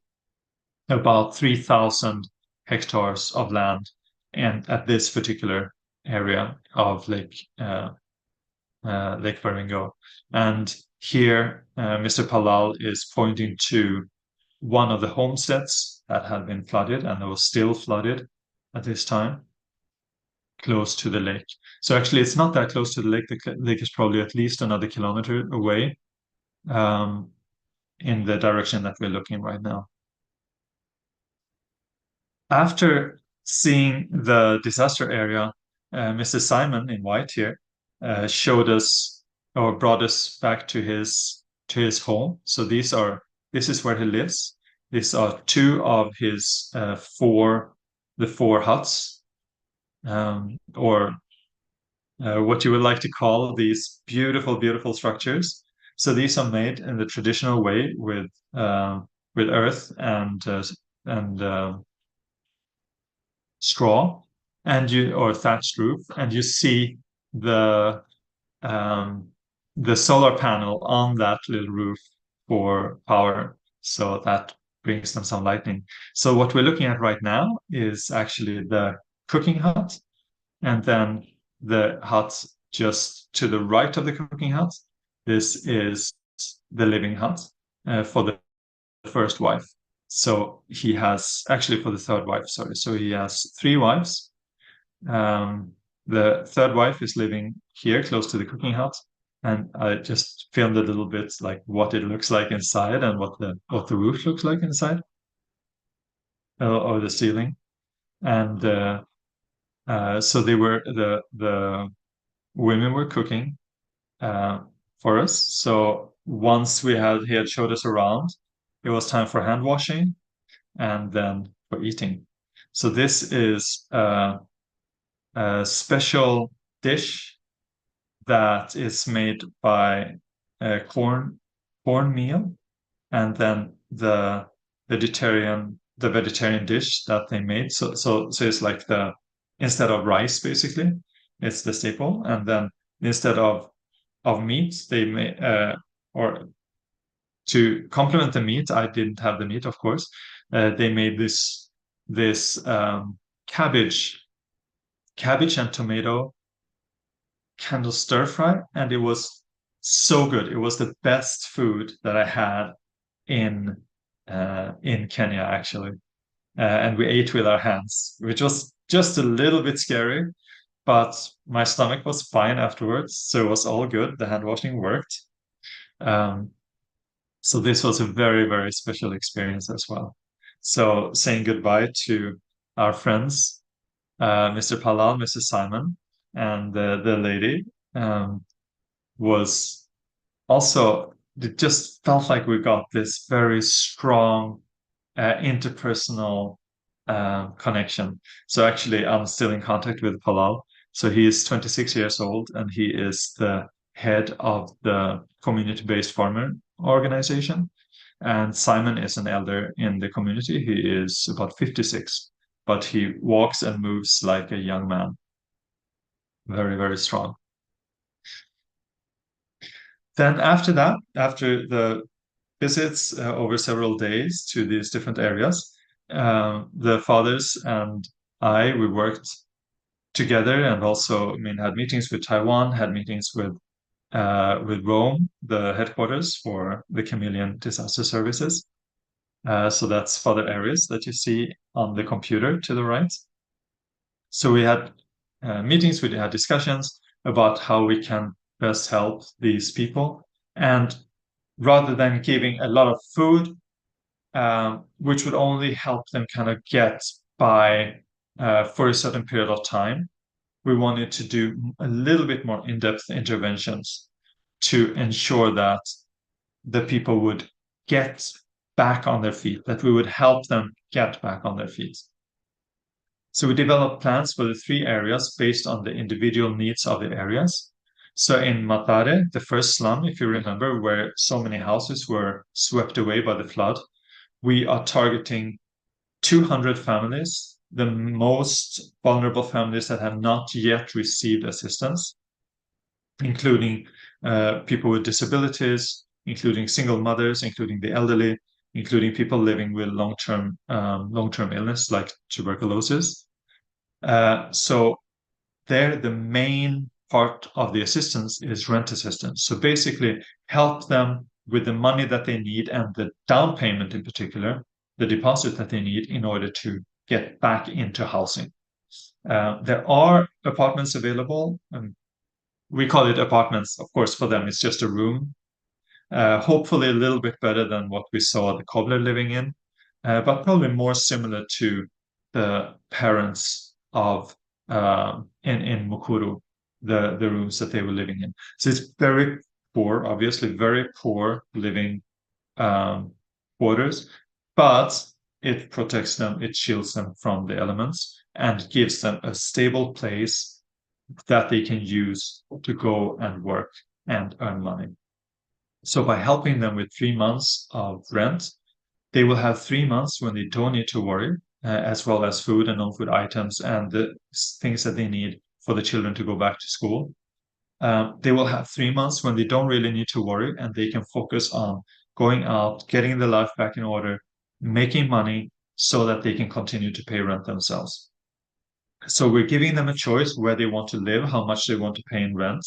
We are giving them about 5,000 shillings. So that's about, oh, now I have to remember how much that is in US dollars. I'll have to, sorry, I forgot how much that is in US dollars. It's very little. Oh, it's 70 US dollars. Yeah, 5,000 is 70 US dollars. That's right. So that's the typical average rent, 70 US dollars per month. But they can choose if they want to live in a much simpler place, then they can maybe find something for 3,000, and then that will make it easier for them to continue to pay the rent afterwards, and they will have some extra money to use for other essentials. So this is the choice that we're giving them, and we're giving them these in installments, so over 3 months, and we're visiting them every month to make sure that they're doing okay. So this way, we're hoping to give them the encouragement and the stability to really get back on their feet, but get back to their lives. Mukuru, because the water had already receded, the situation was pretty much as it was before the flood. It's bad, but it's the same as before the flood. There's nothing that we can do to change their situation. So the main remaining lingering issue is medical issues. So because the chameleons, they have health health professionals as a part of their organizations, including some of the nuns or nurses, and they also have some brothers and lay practitioners who are doctors. So they will have a pop-up clinic where they do free health checkups, and then they will select the 200 most vulnerable people to provide free treatments, including medicine and also food items for their families in an existing health facility in the area, also run by a Catholic organization. Then Baringo, the very rural area where the main livelihood is agriculture and livestock. So there we will provide food for about 500 families. We'll provide sheet metal housing for 50 families. So that's the type of houses that they usually live in. For 50 families, the 50 most vulnerable families. And then we will help 200 families with seeds, agriculture inputs like fertilizers, organic fertilizers, and also farming training and training to set up a community-based farming organization. So that way we'll provide as broad and as meaningful interventions as possible so that these people can really get back on their feet rather than end up becoming dependent on assistance for long term. And the first distribution was yesterday. I've still not received any report about how it went. It was supposed to be yesterday, but there were a lot of unrest in Kenya in the last few days, so then it might have been pushed. And I forgot to ask this morning. Actually, they're sleeping right now, so because of the time difference. So I will know later today how it went. So you see on the right, you see some how they have already purchased food. So this will be for Matare, and they're repacking the food into suitable size packages. Okay, so there were a couple of more unexpected meetings. So I did go to the national park. I took a half day off and went to the national park in Nairobi. And there I had some very amazing meetings, including zebras. So these are animals that I've never seen before in person, except some of them at zoos. But here I was in a jeep, and these animals were right there next to me, including the zebras, the giraffes, and most amazingly, so a lot of people that I talked to, they really recommended going on these tours, but they had not seen the one animal they wanted to see, which was the lion. And look what I saw. So these lions were so close that I could actually have put out my hand and touched them. And not just the two lions that we first saw, then there was a third that came, a fourth, and then you see up ahead, there are two more lions. So it's an entire lion pride that we're meeting here. And listen to the sounds that they make and look how they interact when they meet, how they greet each other. Isn't it amazing? All right, so that was my trip to Kenya. Thank you so much, and I really recommend going there to visit. People are super friendly. It's very safe for tourists because the Kenyan government does care a lot about tourists not getting hurt. So it's very safe for tourists. It's people are very, very friendly. The food is excellent, including the vegetarian food. And it's just an amazing experience to be there. So thank you so much for giving me this time. I really appreciate it. Thank you. Thanks so much, Brother Johan, for inspiring sharing. I like your title about unexpected meetings. I was just wondering that we are really facing unexpected meetings across our life in general. I'm just wondering what were your thoughts when you went on that trip and encountering unexpected meetings, and how did you're not sure whether you're going to face danger in front of you, whether pleasant or unpleasant. And it's a great lesson for us to really, when we travel on this spiritual journey, we will encounter a lot of unexpected encounters. So can we share with us your wisdom, having been on the trip, what would be the key learning lesson to prepare us for unexpected meetings? I think something that really struck me during this trip was that no matter what situation people are in, they are still people, still human beings, and they are just the same. In the woman, the single mother living in the slum in Mukuru in Kwanjenga, like her struggles and her hopes and her wishes are no different from those of us living here in this very developed country.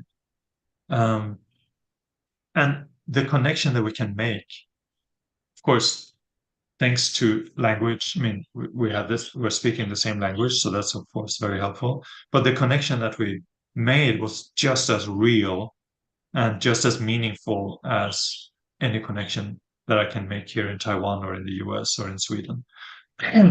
So I think just remembering and being aware, staying aware that every single person that we meet is a human being who has the same fundamental nature as ourselves, and that there is really no difference between, I mean, rich and poor, people from this country or that country, skin color, religion, any of this. We're really all the same. And to remember that every person that we meet has wisdom that we can learn from every single person, and truly learn, not just learn by comparison, but truly learn from what they're saying, from what they're thinking. So I think one part of the civil society conference, the idea of the civil society conference, is to really bring in the wisdom from the local community, from the civil society representatives that are working in their local communities, and bring this into the United Nations so that the people all the way up at the very top will be able to actually learn from the people who are working on the ground in these communities without any feeling that, oh, we are better, they know less, they're uneducated, they're whatever. Everyone has this wisdom. I think this is really what I'm bringing back with me from Kenya. I knew this on a theoretical level, but now I could feel it in my heart. So I think that's what I would recommend for everyone whenever you meet people, to remember that they have their wisdom, they have their insights, and there's so much we can learn from everyone. Thank you. So much, Johan. So I can, based on what you say, I can take away. I mean, the key takeaway for me is you're going with a great loving heart and to be all embracing, right? Whoever they may be, and make sure we elevate our mind to be all encompassing of everyone as well. Canon so much. All right, so that's all the time we have for today, and thank you so much for the very insightful sharing for all the three sharers. So with this coming to an end, maybe we can offer 3 bows to the Buddha, the Dhamma, and the Sangha. First bow. Second bow. Third bow. We also offer a bow to our boat master. Bow. All right, come in so much. And everyone, brothers and sisters, have a wonderful weekend and another wonderful week ahead. And honestly, yes, greeting to Brother Robert. So thank you. We hope to see you back again, Brother Johan, and to more of your insights. All right. Thank you so much. Thank you so much for having me. Thank so much. Cảm Great hosting, Brother Chin. Yeah. Right. God and everybody. Awesome sharing. Very touching.